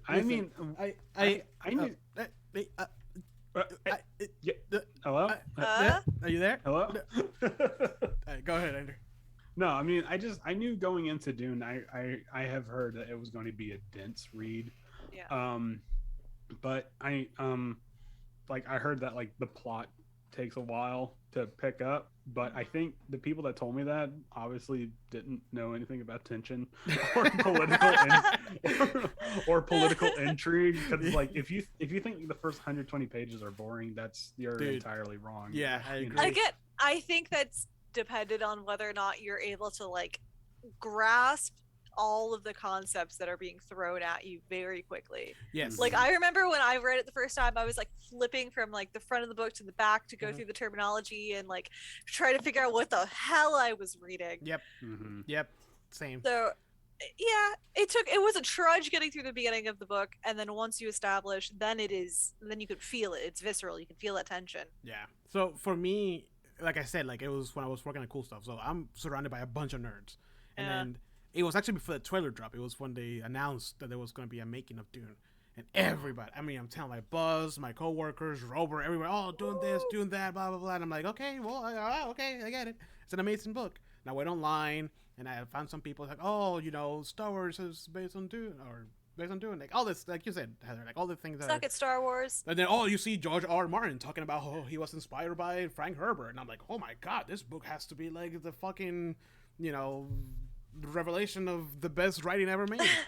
And I was like, so A science fiction masterpiece. yeah, and I is what was, they call it. my expectations were super high, but I'm a very graphical guy. So when I looked up the cover and I saw the one that you have, Heather, I was like, what the fuck is this? I ain't reading that shit. So I had to I find. need to find that book. So I had to find like a good cover book to read. Anyways, so I was reading it, and up to this point, I've only read like very small things. I think the last thing I read was I do like a bi-yearly reading of Harry Potter. So I just read, I just read like the whole series, right? But like that's for like 14-year-olds, right? So jumping from that, trying to read Game of Thrones, which I thought was dense as fuck because of all the unnecessary explanations, and then people telling me that Dune was like even harder to read than Game of Thrones. I'm like, okay, well, my expectations were like really good book. It's gonna take me a while to get through this. I need to like sit down and strap myself in. So I started reading this thing, dude. I kid you not. It was like reading like 1 hour. Like I couldn't stop. You can ask Kristen. We had like people over and they were like talking in the kitchen. And I was like in the corner of my couch, like reading. There was like a kid running around. And I put like my noise canceling headphones to like, try to read as much as possible. Like I was so hooked. I was streaming blue. I was like, I need got some of the spice. Like I finished that book so fast. I couldn't put it down. And yes, I do agree that if the first time you jump in, the terminology, the way they talk about things, bro, I was Googling a lot of things. But once you get past that, non-stop reading. Like I could not, but I needed to know. It builds momentum. Yeah. Like and once it gets rolling, you have to physically stop yourself like I did. Yeah, and so I had high expectations, and he met those, and it increased that bar to a whole nother level. Yep. And you start losing hours. Yeah. Like, hold on, where'd this last hour go? Yeah, I was like, oh I'm shit. glued to this couch. Yeah. There's like quote on the back of the book where it's like, the only thing I know comparable to Dune is Lord of the Rings. I'm like, all right. but then I read it. I'm like, okay, yeah, I can see that. Yeah. Except for the fact that in this book we don't get 20 pages of how the fir trees are growing outside of Buckleberry Ferry. The full family Tolkien. tree. Hey, we respect Tolkien, okay? The dude created language and needed a book to explain. I get it.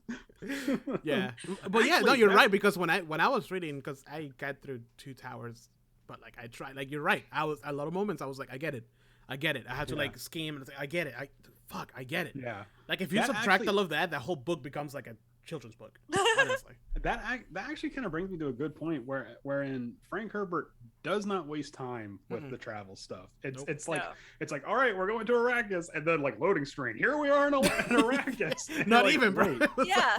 And it's like it could there could have been a whole part of the book where it's just them dealing with like the guildsmen and stuff like that. But it's like, nah, it's not dealing with the important. Harkonnens being in the same ship across the way. Yeah, like and they said that they were like right there, but Yeah. it was like a John Wick scenario where like Nobody does business in the continental, whatever it's called. Yeah, exactly and they're- that. and like an Atreides guy and a Harkonnen guy. That seems But so you fucking don't mess stupid. with the guild. I mean, that's just it. Like, no one, Yeah. no great house, nobody in the universe is We'll willing risk it. Yep. to screw with the guild in any way. Because if you Yeah. mess up guild passage, like you're stuck. You're gone. You're like forever stranded. Yeah. But I just appreciate for as dense as, or not as dense, but for as ingrained and slow the pace is, it's just like even it knows. Okay, nobody wants to read this. It's just like, Expansive the universes. We gotta just skim over travel. Do you think that's what made him stand out around that time? When was this written? Like the 50s? Early 60s. I I think it was like 1963, 64. 65. 65. Okay, so do you think that maybe like before that it was a very classical type when it came to fantasy and even sci-fi? I mean, Well, I mean, you had just to give an idea, who? Oh God, like Isaac Asimov, like he's known as like one of the titans of sci-fi. Very dry reading. yeah, Yeah. I've heard that It's just- plenty of time. Even and it's even just- H.G. Wells too. Mhm. Yeah. And if you try to read like the original iRobot, the first like 3 chapters are dedicated to the law of robotics, and it's like this could have been condensed. Yeah. Like in the movie where they mention it a handful of times and then just okay, Yeah. you get it. Yeah. Yeah. Yeah, we get it. And then they throw away the original meaning of the story, just so we kind of Yeah. but I mean, so then Dune comes along, and it's kind of like sci-fi mixed with a little bit of fantasy. So it's like 85% sci-fi, 15% fantasy. But that 15% makes it much more digestible. Yeah. You know, and it might have been refreshing. I don't know. I didn't live in 65. but I would imagine going from Asimov to Herbert, you're just like, oh, thank God, we got to the good stuff immediately. And then you had people who were like, "Oh, Frank Herbert is such a kids friendly book." Oh, they didn't even talk about the blah. Yeah. like Are you seeing this written level? Is I need to know the specs of the guild ship. God damn. I need to get out the economics. Where are my cartography notes for the ecology of Dune? Yeah. Very confused. Like what? Uh, I think the Go on. the world building aspect of Dune was probably, I don't want to say like not in its heyday, but like I feel like it was kind of in its infancy, because like now it's commonplace. Like you build this entire world, you create a series, you create a universe, you make all the movies, make all the books, you have a series, but like done. But I think this was the first time where they literally created this entire universe, and like a true universe, a true from nothing universe that I don't even know where I'm going with this. no, I mean, I can see that. Like, I can agree with that 100%. I don't know if it's like Yeah. factually you have- correct, but yes, this is, like you said, it's a series that was built. Yeah, But I'm like, I'm like comparatively to books before that, because I'm thinking like H.G. Wells, H.P. Lovecraft, like the Time Machine, things like that. Like you're looking at this very classic idea of science fiction. Ooh, like there's machinery, and this Right. machinery does all the things, and this is the life-changing aspect. Where this really builds on like political systems. Like this is so far separated in humankind that we start focusing on the evolutionary aspect of how humans will evolve to adapt to different planets, to different factions, to different uses. Like the But yet the Matters. political system has gone so far ahead, it's kind of wrapped back around. yeah, yes. You know? The But imperial system has come back because I mean, theoretically speaking, it would be hard to be able to hold elections for Yeah.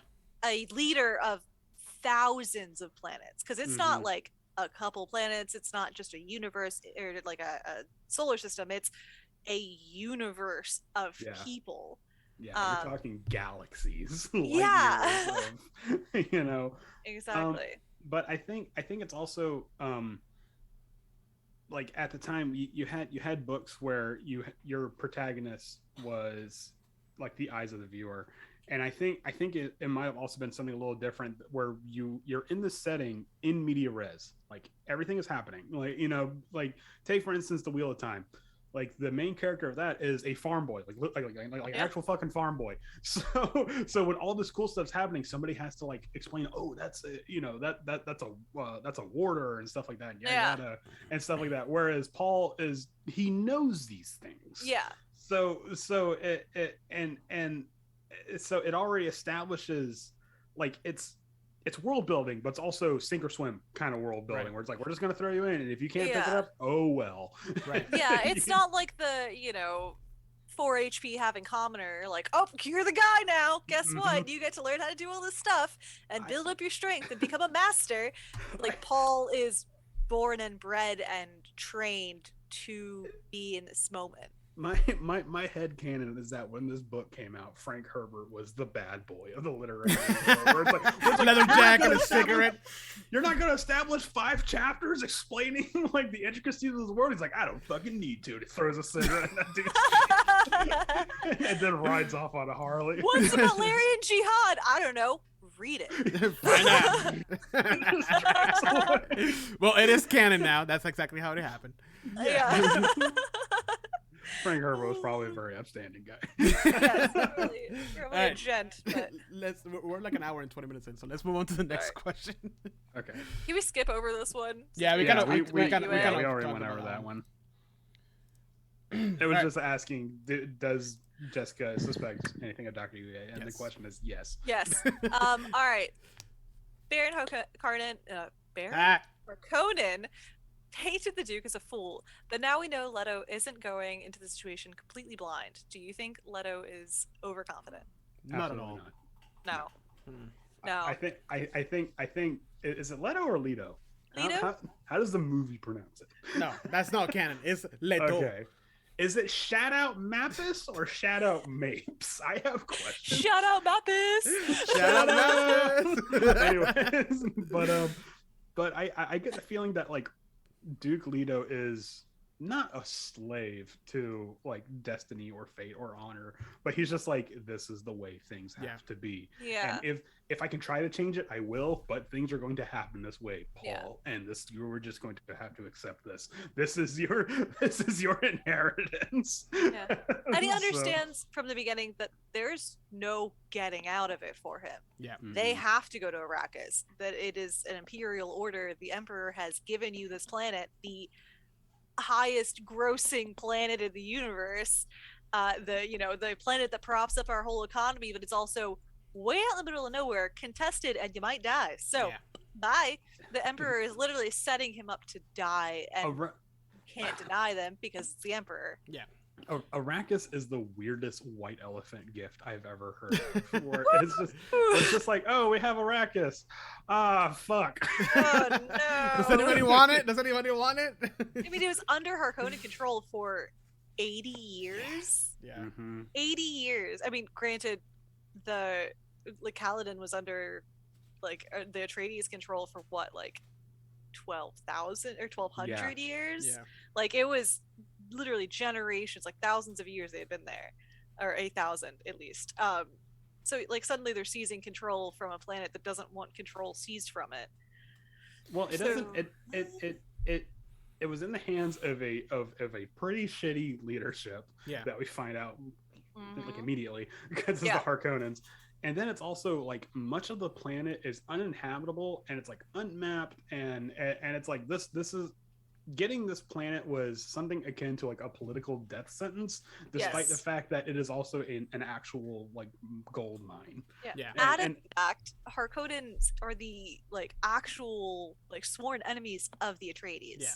Mm-hmm. Like back to what was it? It was the generation before, or a couple generations. It was like Leto's grandfather or something had Mm-hmm. imprisoned a Harkonnen someone, like a Harkonnen leader after a battle, and then I think killed him in the end. No, I think Yeah.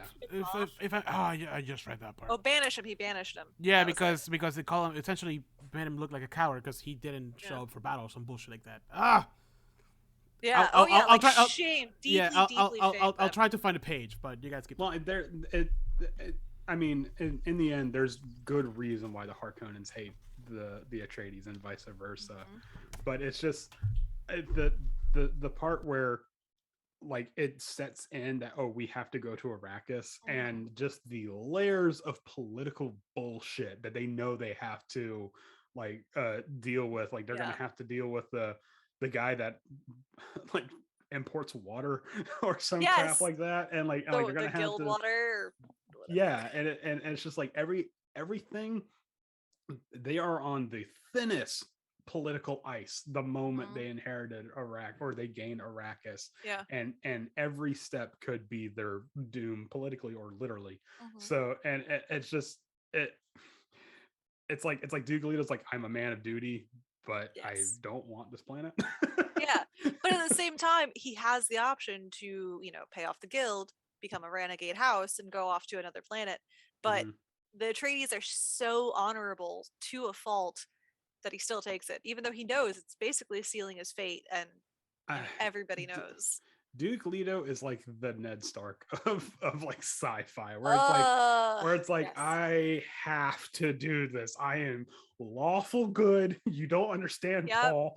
Okay. Don't understand, Paul. And I don't think Duke Leto is overconfident. I just think he sees the game plan for what it is, but he's Yeah. like, we just have to let this play out. Like, the machinations are already in place. Absolutely. There's no Mhm. getting around it for him at this point. He has to play the game. Like Yeah. he is on the chessboard now, and the game has to be played no matter what the outcome is. And Yeah, it's like a weird version of like political prophecy. Like Yeah. this will happen. I have seen 3 steps ahead, like down to the point that I know the Sardaukar will show up in Harkonnen livery. But Yeah, I think the another. only oh, sorry, go on. No, I was gonna say I think another good, interesting aspect of Leto here is that, like you said, he's an honorable man. He's a Stark. He's a stand up guy, and he's forced to play this hand that he has been dealt, Mhm. and he's being forced to manipulate people for Yeah. his gain. He's trying to get the Fremen to fight for him, Yes. and it's killing him inside because he doesn't want to force them, but he kind of has to because they're gonna be there next weekend. I think it's less of a forcing and more of a like, this is a resource I have to gain. Right. Mhm. And it's not that he's torn up about using them per se, but it does seem like he's torn up about needing or like being forced to like force this relationship. Yeah. Like he's okay with the relationship, but he really like he knows that this is so necessary to their survival that I think that's the scary part for him. And it's such an unknown.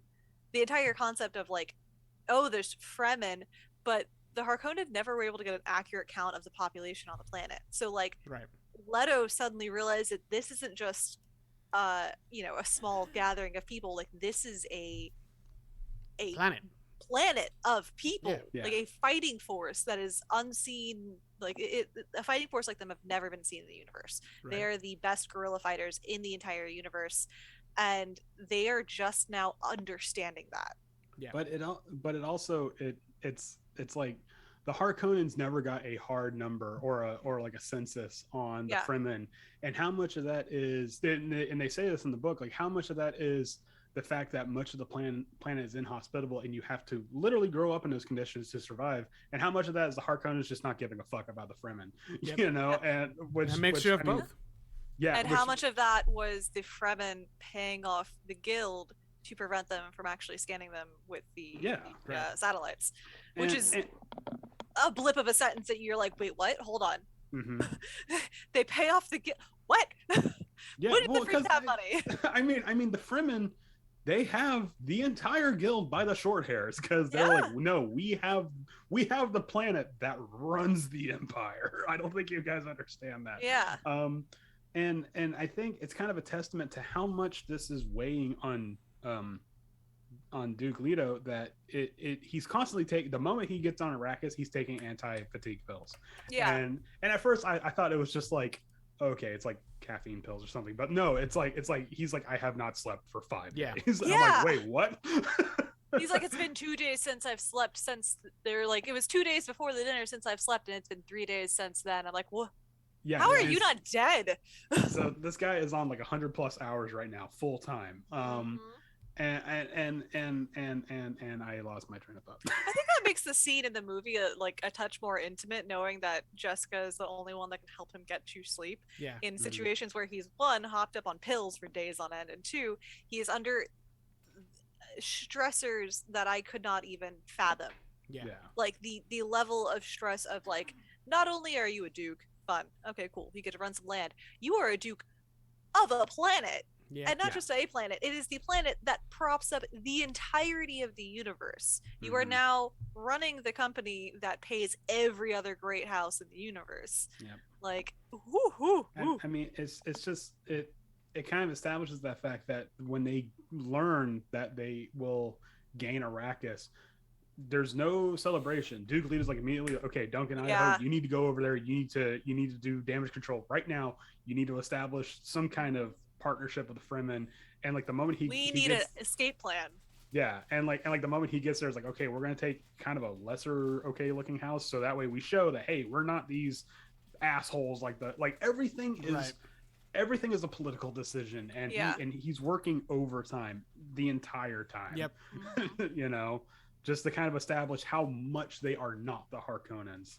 Yeah. All right. Yes. On to the next question. Okay. Why did the Bene Gesserit plant prophecies on Arrakis, and do you think it was right for them to do so? Dude, okay, the question of whether or not the Bene Gesserit are right in their doings is questionable. The concept that religions have been, used as tools, that's pretty standard. Yeah, That's I think pretty it's. And I may be dipping here a little bit into the gum jabbar thing, but this is not. They didn't just do this in Arrakis. They do this in every planet. This is essentially just an escape for them. Like, oh shit, it's going wrong, and I'm gonna end up on this planet. They all have a little cheat sheet. Missionaria Productiva. Yeah, a little cheat sheet of like, say this, do this, show this, and you'll be their messiah. Like it's exactly, it's the same basis across the board. Yeah, it's sickening to the sense that like manipulation is down to a science when it comes to this, to the level that it is. Because if it would have been like, oh, how to get into, I don't know, the Emperor's house by knocking 3 times on the door or whatever, like, but no, that's one thing. You're setting up a Jesus figure, like, yes, thousands of years in the future. Like, you are establishing the religion on the planet from the beginning. Yeah, like, oh, they just got here. Send a Bene Gesserit down there to. What are they called in Arrakis? They're called. In Arrakis, they're called like weirding women. No, isn't it like the mother or something? Whatever. But yes, they have their own thing, and it's just it's crazy. Like when all that started clicking, I'm like, oh, and then you see it play out in the book. I'm like, wow. Like, Frank Herbert saw some shit when he travels in the Middle East, because like, damn. it's really impressive as you continue on through the series, because you do see that again and again and again and again and again. Yeah, especially in Children of Dune. Yeah. Oh, yeah. Especially there. I think the one thing that is different about Arrakis is not only do you have this like missionaria set up beforehand. Okay, cool. That's standard. But it's the fanaticism of the Fremen. Yep. Because the Fremen are like a totally different people entirely. Like they are essentially they started as a fanatical grouping to begin with. In our Earth. Yes, on our Earth. Like they were already separated from, like they weren't governed by any government. They didn't believe in any, one religion. Like they were their own separate entity entirely. Yeah. So I think that's the kind of interesting thing is watching them not only take this religion but believe in it so intensely that they're willing to do whatever it takes to help their Muad'Dib. Yeah, and I think you're right. I think that's what makes it very special, because of the very specific fact that they will jump in front of the bullet just because Paul said that what was it? There was one specific one when he was putting the suit on. Whatever, he said something very specific, and the guys, they were in the thopter, and the guys knew exactly that he was the Muad'Dib or whatever. Person, yes. And it's one of those things like, damn, like how do you plan that? Like how do you, like, the Bene Gesserit went there thousands of years in the past when the planet was first established. to set up a set of rules that they apparently Yeah. already practice plenty because, it's just one more of the planets. Exactly. And then have it all come together. What, 10,000 years in the future? Yep. It's And it's not even set in place to come together. It's just set in place as a backup plan. to be activated by somebody who knows Yes. the specific words. Yeah. or be activated by somebody who obviously you have to know what is Yeah. happening, or you might be set in place by Bene Gesserit, Yeah. like with Paul in that situation. But Paul is, again, like, he's so much more than what they expected. Yep. And Yeah, that's- because exactly the blind devotion of the people. What do I have in my hand? The blind devotion. This is damn. this is my Crysknife, guys. It's got to draw blood. It's now. got to You draw took blood it out now. of the tube. Yeah. Ah! My life water. Oh no. What was I saying? Oh yeah, but the reason, because even more special for Arrakis is not just the fanatism of the people, but the fact that there's spies everywhere. Yes. And then you have somebody who's been trained by a Mentat, who's been trained by a Bene Gesserit, who's been Yep. trained by fighters, come to Who this then place. has the DNA for prescient abilities already set in place that instantly unlock with the geriatric spice. Yeah, exactly. You put this kid here, everything has it. Everything has it. Yep. Well, Like, Okay, so they here's- did not so- expect it to go that way, for sure. No. So here's the thing. Using religion to manipulate the people politically has been around since the dawn of time. Since Yeah. there We has literally been all religion. learn it in like middle school. All of a sudden, they're like, "So, the Catholic Church." Yeah. Yeah. Well, and the whole idea that only they know Latin, so only they can read the Bible. So it's like, Yeah. oh, if you pay me, like, I don't know, 3 shillings, I'll let you go to heaven. Right. Let's So, go to heaven. so I mean, like, that idea has been around since the dawn of time. So so I'm pretty sure Frank Herbert sat down and it's like, okay, how do we take this political system and expand it to a universe Yeah. where it's 10,000 years into the future? And so naturally, you're going to have these witches, quote unquote, go out, plant seeds of prophecy that are just like the ones for Arrakis are actually pretty specific, but Yeah. some of it might be a little vague, and some might be like you shoot an arrow and paint the target around it. So all that is doing is just making sure they have a firm grasp politically Yeah. on these planets. And why would they have one on the motherlode planet of the economic, like, political system? Yes, of course. Why Oh, wouldn't- Yeah. absolutely. It would be absolutely stupid to not have some sort of Yeah. like have some sort of messiah figure prophecy for this one planet, because that's just all it's Yep. going to do is just strengthen the political grip on everything. I think it's actually the same storyline pretty much across the universe as well. Is it? I'm Is pretty it? sure. I'm pretty sure it is very like, they'll know your ways. They'll come from off planet. Ooh, Right. they're an outsider. They're gonna change it all. Which I think is what I think that's where they screwed up big. Is because They're all like, of a wait, sudden you are lining up the dominoes for a full-on jihad, which is exactly what happens. Like, they have now Spoilers. lined up the planet. Sorry, spoilers. The planetary Ah. dominoes are lined up so that the second that, boom, Paul's the guy. Yeah. He is, the prophet. He is the Muad'Dib. He is the, he who Once- makes his own water. yeah. Just boom. Like, you're going to have such a religious frenzy traveling behind that. Yeah, all not the really other planets Paul, like, wait, but where's yeah. where's our Messiah? What the fuck? We were promised Yeah, a Messiah. And not only Here like, it is. is Messiah. he like, He he's looks like checking a worm boxes- now. Yeah. Oh God, spoilers. Really big Um, spoilers. Really big spoilers. You'll So learn. confused.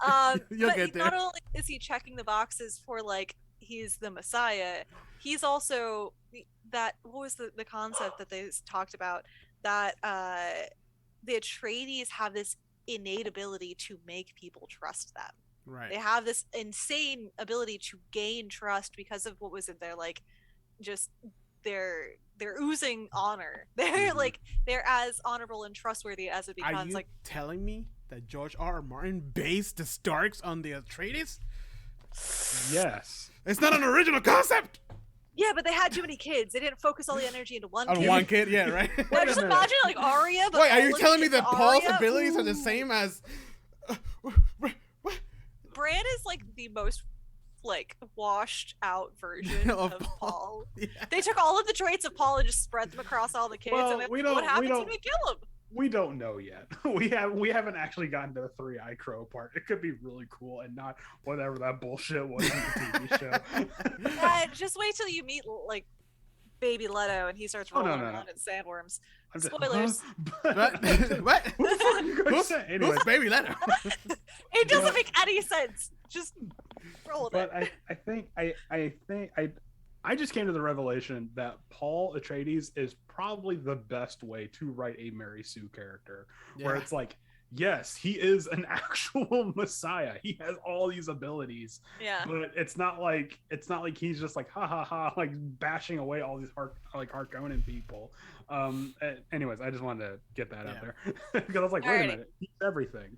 Next he question. is the one. Next question. Paul notices how Leto has the right amount of fatigue in his voice when addressing his men. Do you think being a little manipulative is key to being a good leader? Absolutely. Of course. Yes, 100% yes. And it's just, Especially in this situation where you're leading on such a grand scale. it's also one of Yeah, I those things. Somebody said it, like to be a CEO or whatever, you have to have a little bit of psychopath in you or a sociopath. Yeah. a little all social- CEOs are sociopaths. Yeah. Yeah, fair enough. Because to get to Right? that level, you have to do a lot of things that Yeah. most people I will mean- have a hard time with. And I'm I not mean, saying the that whole he's that bad, but yes. Yeah. And that's what I was mentioning earlier, that it's killing him inside because he's not like that. And I think it was Howard who mentioned Well, it's he's like intensely honorable, like yeah, to a fault. yeah. So, any sort of I mean, uh, he's rigid in his honor, but he Mhm. knows how to play the game. Yeah. Like he's not naive about it. Yeah. And it even establishes that him using the right little bit of fatigue shows that, oh, I am also a man Right. to this Yeah. council. So it's like, oh, they can trust me because I open myself up to these Yes. people and stuff like that. And Paul's like, that's fucking genius. I know. And Paul is sitting there noting this Yep. behavior, and the second that he becomes Duke, he brings this behavior out so perfectly to the point where Mhm. Jessica is like, "Holy crap!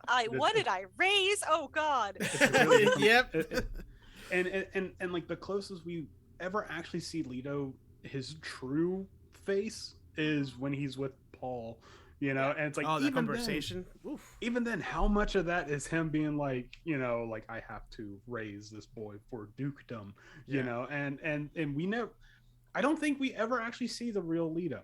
I don't think we do. I will argue that because that conversation between Paul and Leto before, like after the console or before the Thopter thing, it was very grounded, and he let his guard down tremendously there, and he said it himself, didn't he? Like Paul is the only person he can talk about these things with because, and now he can't talk to Jessica because. No. The fucking Harkonnen Yeah. screwed that up, so legit. Like he needs to create this entire but I don't think he expected to. I mean, he thought it could happen, but I don't think he expected that to be their last interactions. Yeah. He expected to at least be able to come back together with Jessica later on. which Yeah. So like makes the betrayal like so it's fucking so gut punch. it's so much worse because like they're I Leto want to talk Leto about is that scene. No. That's next episode. I know. But what I was saying is like, yeah, he let his guard down, but like as soon as he takes that pill, as soon as he like becomes like, oh, we're gonna go to see the whatever the hell that thing's called, boom, he's teaching Paul that he's not always like that. Like he is human, but there's a moment, there's skills, and Paul noticed all of that. He writes all that down. Like he's. But I'm just saying, we never see Duke Leto at 100% vulnerability. Like we never Yeah. see the broken I don't think he broken had. down version. Yeah, I don't think he had You the know? luxury to be like Like, that. like, Yeah. like even And at I his also- most vulnerable, he's probably still at 10% Duke. yeah. You know? I don't think there ever was the chance for him to let that happen. Like he never had a chance to relax. He never had a chance to like Jessica in the end in the still tent. Like that was supposed to be her first breaking down. Mhm. Which I have a lot of opinions about how they worked with Jessica's emotions in the movie versus the book, which is very frustrating. Oh, okay. It's so weird because like they established that Bene Gesserit like, oh, emotional manipulation, and then you have Jessica, who's not. I'm not saying she's like flying off the handle, but it's just She like, was weepy-eyed the whole damn time. but she's just like, it's just like every moment, it's like I have to rein it in. Yeah. No, I'm talking even just in before. general? Oh, okay, Yeah, just I thought we in were gonna- general, like you know, she's like not like, but she's like freaking out that Paul has to do the Gom Jabbar test. Well, and I she's think. like worried about this and that and the other. Well, I and, think you I know. think it shows that Bene Gesserit is that shows a training in process in action. I mean, like it can't just always be a fucking robot, even to us, the reader. Yeah. You know, Yeah. to everybody else, I think she is always a robot, but to herself, to her inner monologue, yeah, like she's. Oh, absolutely. And I love how she behaves in the book, and then you see that moment once she knows that Leto is dead. Like she breaks. Like that is the moment where all of a sudden all of her Bene Gesserit Spoilers. training just spoilers. Oh Yeah, spoilers. At that Well, we moment, know he turns into a fucking worm, so let's just spoil the whole damn book. I don't know what you're like- talking about. I don't know what you're talking about either. They used to be smoking crack. I Again. think that is the most interesting thing is like being able to see what it takes to break a Bene Gesserit. Yeah. But that's not something you see in the movie. In the movie, she is weepy-eyed. She's running around like she's. I don't want to say frantic, Wait, but have it's you seen on the movie, ver- Andrew? No, that's okay. Don't worry. Oh, Yeah, No, he no, hasn't- it's all no, right, he's it's all waiting right. to finish the book to watch the movie. No, it's okay. Oh. Just like don't like this is a small part. It's fine. Don't no, worry this is about a you crucial know part. everything that's happening. No, but she is very like she's almost like weepy-eyed, like almost frantic half the time, and it doesn't do her justice to the strength behind a Bene Gesserit. Like you see it a little bit in like one of the fight scenes later on, but like you I gotta- don't see the I gotta watch it again now. intense- Yeah, I Yeah, gotta watch it.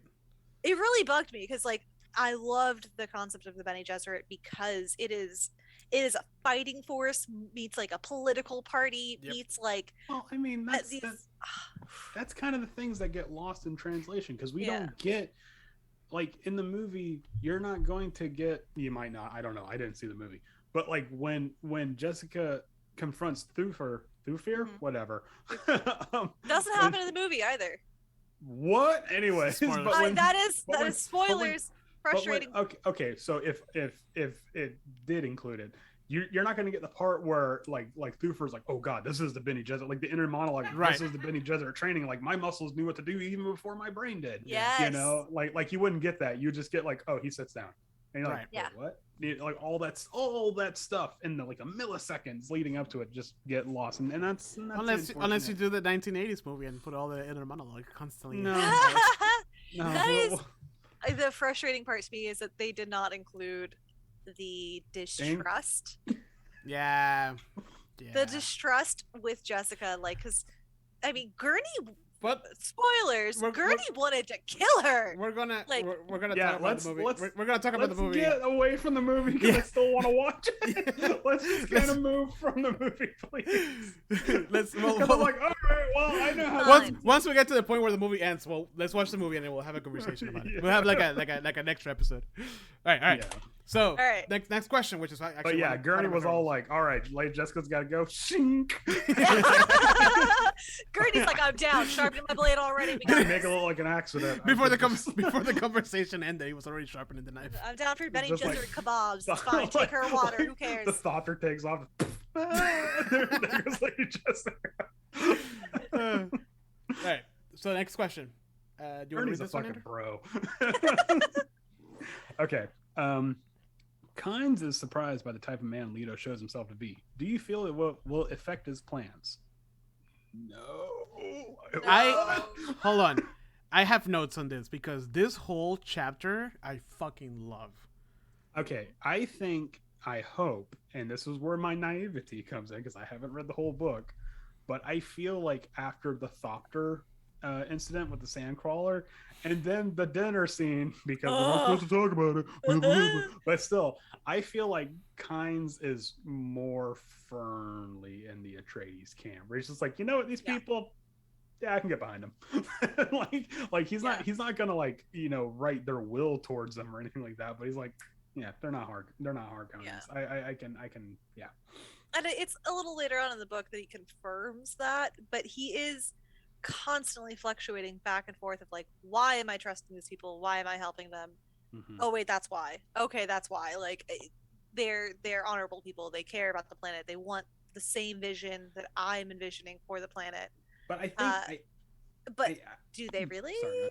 No, I was gonna. The real question is, the Atreides are playing on what the ecologist wants. Right. Yeah. So really, the question is like, do they actually want that, or are they just utilizing this resource, which is kinds? Well, I mean, how much of the Thopter incident with the sandcrawler, how much of that was like Oh yeah, fair. in Kynes' mind, how much of that was like him thinking Duke Leto was just going to act like a political figure and like do the political like right choice, and how much of that was him just accepting the fact that okay, he's probably just going to be another Harkonnen and he's going to get the spice and just leave these people, Yeah. you know.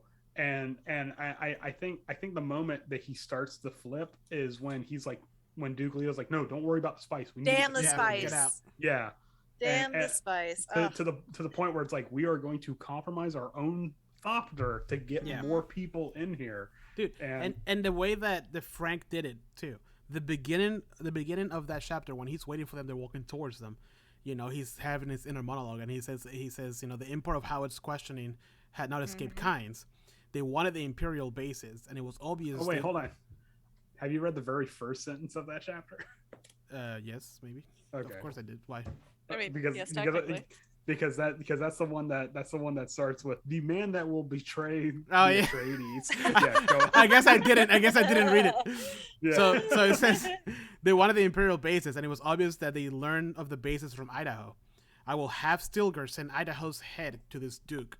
Kynes told himself, like he's Yep. so already like he had this predetermined hate towards the Atreides, including Idaho, who's been there for a while, being cool. Yeah. And all this. I don't think he has a hate towards the Atreides in general. I just think he has a hate towards the political machinations that are going on with Arrakis. Yeah. Like I think he just after dealing with the Harkonnens and stuff like that, I think he's just tired of having all these people putting their finger in the Arrakis pie because it's even established early on. Oh God, he's gone native. Like he is he's an adopted Fremen essentially.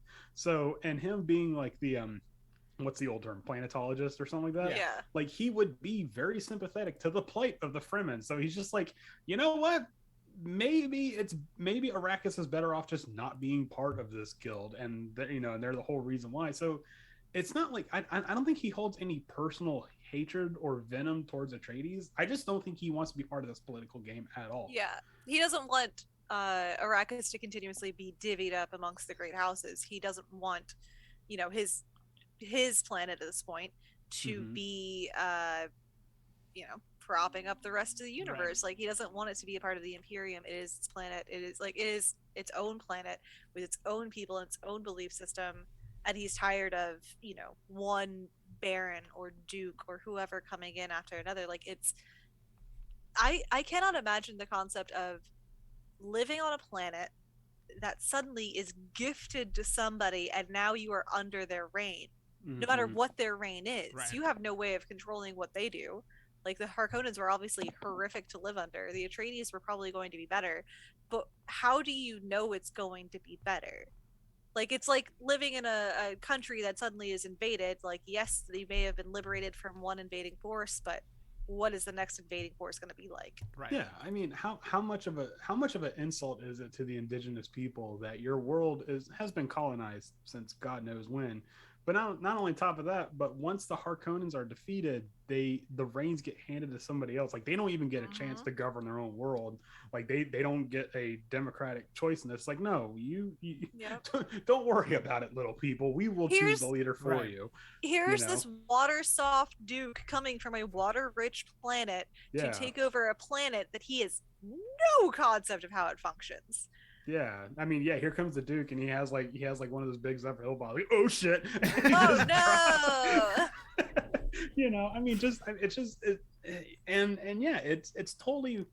I completely understand Dr. Kynes' hesitation to be like, these people are not going to be any better. It's the whole like it's the whole like political like who are you gonna pick? The lesser of two evils, and then the moment where Leto saves those men, he's like, okay, maybe I was wrong. Oh, yeah, Right. exactly. That's the shifting point for him, where he's like, "Oh, I mean, that not quite the point because the point comes later on during the dinner, but like that is the point where he starts to shift towards the Atreides and warms up towards them, and says Mhm. like, "Oh crap, like this Duke actually cares about Yeah. his people. He cares more about his people than the spice because they lost a full convoy of spice that day, They and lost a that's ton of money. But here's the thing so too. much money." So that's one way to look at it, right? He'd really care about the people because of the spies and whatnot. But a couple of chapters before, he was just talking about how everybody that was a spice miner was leaving the planet, and he was only how was only able to retain 250 of them out of like 800 that were leaving. Yeah, Perhaps in his mind it was, oh, the spice, we can always harvest more of that, but I need these people to harvest that spice later on. But That's it fair. ended up looking like he really which, I mean, to be fair, he does. I do truly believe that he does, at least the way he's portrayed, he does Yeah. care more about the people. But it was still a play. It was still Oh, yeah. yeah, absolutely. This is a resource. Yeah. I have to decide which resource is more important. The spice is still going to be there, but how many of these people can I get? I mean, Right. it was a huge financial loss, but it was a big political win, and Yeah. I think that shows the two differences between the houses. Where, I mean, if that scene was played out with the Baron, first of all, he wouldn't be in that fucking chopper. That's true. But, Yeah. but He wouldn't fit. yeah, well, yeah, but I mean, if that scene was played out with Harkonnens, they'd be like, haha, take the spice, bye. Like we can always buy another sandcrawler, But and that just kind of shows not the diversity, but like the difference between the two houses, like where their Yeah. importance lies. Like the Harkonnens would have been instant gratification. I need the spice right now so I can get the money Yeah. for it. Whereas Atreides, like, no, I need to build a trust of these people, and this is this moment has just served itself on a silver platter. And Yep. yes, it was the morally right thing to do, but it was also a very smart political move. Absolutely. Yeah. It is the added bonus at the end that you find out that the reason that the lifter wasn't in the area was because of a Harkonnen agent had hijacked it and flew it off into the desert. That was the entire reason that entire scene happened, was because the Harkonnens were messing about. Yeah. Wow. And I think that also establishes a really good way of how poorly the Harkonnens have managed this, where it's like that crawler was on its last legs Yeah. to begin with, and it was Yeah. the best thing all they of them, got. all of the ones that they left behind. It's crazy. Mm-hmm. So All right, good reason. Next question. What do you think of the Fremen culture, based on what you've read so far? I think we kind of touched a little bit on this already, but yeah, It's so badass. well, I mean, other than yes, I think I don't want to dive too much into the craziness of where they come from and what they went through to get okay. here. So just based But- on what I've read, Yeah, I think the lesser houses probably think they're like savages, whereas Yes. the greater houses, no, there's a lot of untapped potential yeah, with these Fremen. yeah. I don't know if that's true though. At least the greater houses, I feel like the ones that aren't quite thinking of it as clearly are thinking they're just savages. Well, I You think don't need to worry about them. I just what's it? Oh, what part is it? Where they're like, where it's like they were saying when they were trying to establish a relationship with the Fremen, where it's like the Harkonnens should have done this, not because Yes. it's the right thing to do, but man, what a political foothold it would have been. Exactly. And these guys, like, you're talking about people that were raised just to live on Mhm. such a hostile environment. Like, can you imagine if you weaponized them? Exactly. And that was one thing that Hawat thought about later. He's like, holy crap, like when he finally saw them fighting, Yeah. Mhm. he is like, what did we miss here? Like, if we would have had the time to train these people, what could Mhm. we have done? Or like, one of the Fremen had that one line that was like, people who run into a cave deserve to die, or a cave without an exit deserve to die. Yeah. Like, they're so brutal in their survivalism that Well- it's impressive. Like, it, Well- it is shocking and impressive, but I mean, even Duke Leto's like, the Fremen are probably are probably the equivalent, or might even be better than the Sardaukar soldiers. yes. Just because, like, the Sardaukar soldiers, like, yeah, they go there and they're conditioned and whatnot, but like these Mhm. people live So in a fight day to day. fun you fact, know? and you probably heard this too, Heather, but listening to the Gum Jabbar podcast, the Fremen originally also lived in the same planet where the Sardaukar come from. Yes. Yep, they shared a planet. So they are. Oh, I didn't know that. Yeah. Yep. This is like deep like Dune lore. Oh, That, like Yeah. you're not gonna find this in any of this of Frank's. Imagine books. the equivalent of the Trail of Tears for the Fremen. They Yeah. went on two. And, Two and, different ones. And the planet where the Sardaukar are come from is essentially like imagine like the culture of the Spartans and hell how planet. they trained. Yeah. Yeah, like Yeah. that plus a hell planet. Like But Yeah. I mean that is a hell planet, like by design, right? no, Like, no. so It was what- always a hell planet. It was Oh, always a okay. help. Like I think they actually were able to settle it and make it nicer, and that was why they pushed them to Arrakis, because they're like, well, we want this planet now. Yeah. We got But used see, to. but see, Arrakis was always a shithole. So Yeah, they didn't do anything. I feel like that is why they didn't try to change the ecology of Dune to begin with. I feel like they kept it a desert planet because they were like, nobody wants it. It's ours now. Yeah. We're gonna live here. Like, we will adapt. And they came from the desert originally on Earth. Like, They literally lived out in the Sahara. This is Ooh, a sorry, I nice gotta- planet. Ugh. Ah, yeah. Compared to what was it, Salita Secundus? What the fuck it's called? Yeah, Salisa Secundus. Yeah. oh man, it's a nice brisk 112 degrees at night. Exactly. So, I don't know. I Yeah, think the Salisa Fremen culture Secundus. is glossed over more than it should have been. I think even down to the evolution of the Fremen. They literally, when Shut Up Mapes is cut across like her chest or Mhm. something, That was a cool touch. The scripture. Yeah. instantly Yeah, coagulates, hypercoagulation to preserve water. And like Rapid healing. and like a lot of things in the book, that was like less than a line. That was like That's a, the line. yeah. It was just But But like, it shows that they have adapted so intensely that their own evolution has Yeah. adapted. Like, their Yeah. bodies have adapted.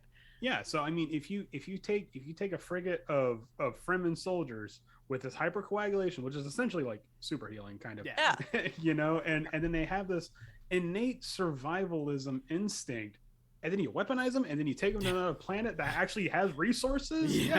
Yeah. No, it's game over, man. Yeah. So, I had to reread a page because it was describing how the Fremen were fighting against a Sardaukar like platoon or something. Mhm. And this is a little further on, so I'm about 100 pages out of the range we're talking about now. But it described it in a line where all of a sudden they sand sprouted Fremen. Like the action that was in the movie of like all of a sudden the Fremen just pop out of the sand and they are there and on top of the Sardaukars. Mhm. So it was just such a beautiful moment, but it shows like how they have adapted to even like use the desert as coverage. Like, they are such an intense fighting force that they're doing things that Sardaukar have never even imagined. Well, that's what you said there, using the desert as coverage. I feel like that falls under the blanket term of Duke Leto saying we need desert power, Yes. not air power, not that we need desert power, and that's And technology. yeah. And I mean, you have a planet that is inhospitable and has been constantly used as a guild plaything. Yeah, these people that have lived generations upon generations of that, well, they will be molded into the perfect soldier. I mean, it's just Yeah. and because they don't want they're not like welcoming the guild with open arms. They're just like their planet is essentially being taken from them a little bit at a time, you know. And so yeah, I these people are forged in the fires of this desert, Yes. you know. I love it. Fremen are cool. Fremen are amazing, and I am and everyone should be excited to learn more about the culture as like the movies move on. Yes. All right. The Missionary Protectiva has paved the way nicely for Paul Atreides. What are your thoughts on how the people of Arrakis view Paul? Kind of comedic, where like he can't even step out. People are like Muad'Dib. That's true. Yeah, fair enough. I don't even know. I think it's interesting at this point in the book because it's the seed. Like, as he describes himself, he is the seed. Yeah. Of what is about to happen. But I again, like we touched on this a little bit with the missionaria a little bit back, but I don't think they understand what they've done. Like, I don't think they understand quite how intensely the Iraqis? Arrakeen. I think it's Arrakeen. Arrakeen. Yeah. Sorry, Arrakeen are viewing how intensely they are seeing Paul as this potential prophet. Because not only is like no, he's not the potential prophet. It's the second he steps on, people are like, fair, oh, yeah. like Lisan Al Gaib and stuff like that. Like people are immediately like falling like to his feet and stuff like that. Yeah, fair enough. I think it's also, but like you got to think. For those are the in-town Fremen, the actual Fremen are still skeptical, and they are still of the opinion that like you have to earn your right to be a ruler, or but then Paul answers every prophecy so Yeah. far. Like every like him wearing the still suit, like as if he was born in it, like him seeing through things and Oh, he checks not every like seeing through things box. like X-ray. You know, but I'm just saying like it's just. And like even Dr. Kyne's like, oh, this is kind of spooky. Yeah. Yeah. I mean, he's checking every box, and it is very spooky, but he hasn't quite got like. How do I explain this? He's really setting it up properly, and you know he's all set up to be the prophet, but he hasn't proven it yet. Like he's proven himself as the person yet, and I think that's coming. These are all still very vague. Like, he could have learned how to put on a still suit on the ship or something. Yeah. You know? Or he came with the manual. He just read it. Yeah. He just knew. You know. But I think. I guess we're gonna wrap it up because I heard the well part. I mean, we're at the 2-hour mark, guys. Sorry. Well, I mean, we're talking about Dune. No, what did you want? But I think it kind of shows that, like they're like, oh, hey, Paul, these people are calling you the Messiah. We should probably use that to our political gain. Yes, I mean, his mother knows. Jessica knows from the get-go. Like, oh, they think he's a Messiah. Woo! Benny Joseph have been here. I'm using this later. Yeah. Like, she's very annoyed with it at first, but later on, she's like, Hank. But it's just like he can't. Thank you, Shai Hulud. I mean, even her, slight spoiler, but even she herself takes advantage of the whole thing. Oh yeah, and I just think it's funny that Paul can't even stick his head out the window. People be like, "Oh my God, the Messiah!" Poor guy. Yes. All right, now you can wrap it up. I didn't want to wrap it up. I just wanted to move on to the next thing. Any thoughts on what we've read so far up to page 154? Like, I mean, I've read clearly. No, only up to 154. I think page 154 was a good one to leave off on, because you see the exact moment Kynes flips. Yes. and also I think that's the first real like action part. Yeah. You know, I think so too. Because it establishes how the Duke acts under pressure. It establishes just how big those fucking worms are. Yeah. And it establishes that Gurney's always singing. Yeah. Always singing. Gurney's always singing, and if the Duke is mad, you just stay quiet and don't get in his way. I will say I did like that the entire time they are flying back after they've saved all of these men, both Paul and the Duke, the Paul. That's Paul. Whatever. Which, by the way, Paul and no, Paul. Yeah, no, I know what you're gonna say. Like, his name's Paul, Paul the Prophet. What? Paul. That's almost as bad as John Smith. Phil the Prophet. I'm sitting here like, God, better like Neo. Like Neo makes sense. Yeah, right. Like, that is the one. Like, haha. And then Paul. Even Leto. I mean, anyway, so you were saying Leto. Either way. The entire time, Paul and Leto are literally critiquing the crew. They're like, "Oh well, their still suits are on us. Like, we gotta tie these boys up. Come on, guys! Like, tighten up your still suits. We need you like looking sharp. You smell bad. Forget the fact that you almost just died. Yeah, you need to keep your still suit. Yeah. Like, the second they are out of danger, it goes straight back to Mentat mode of like, we are going to study, and like that's. Whew, I think that's a glimpse into their personality. Like, they are under like duress or not duress, but they are in danger so often that it's just a natural part of life. Yep. Yeah, it just happens. Like Yeah. to the point where the Duke is like, no, we're gonna save these men. People are like, wait, what? It's like that's Yeah. a thing. You can do that. Save them? But What is people are this strange expendable. concept? Yeah, and I just love the part where the Duke is like, wait, what is this idea of like a bonus? Like I don't understand and stuff like that. And then when he picks the people up, he's just the only thing he says is damn sloppy way to operate, and then flies away. Yes. After here, he said, "I'll give you guys all my bonus." Yeah. He's just Yeah, like- it's like what?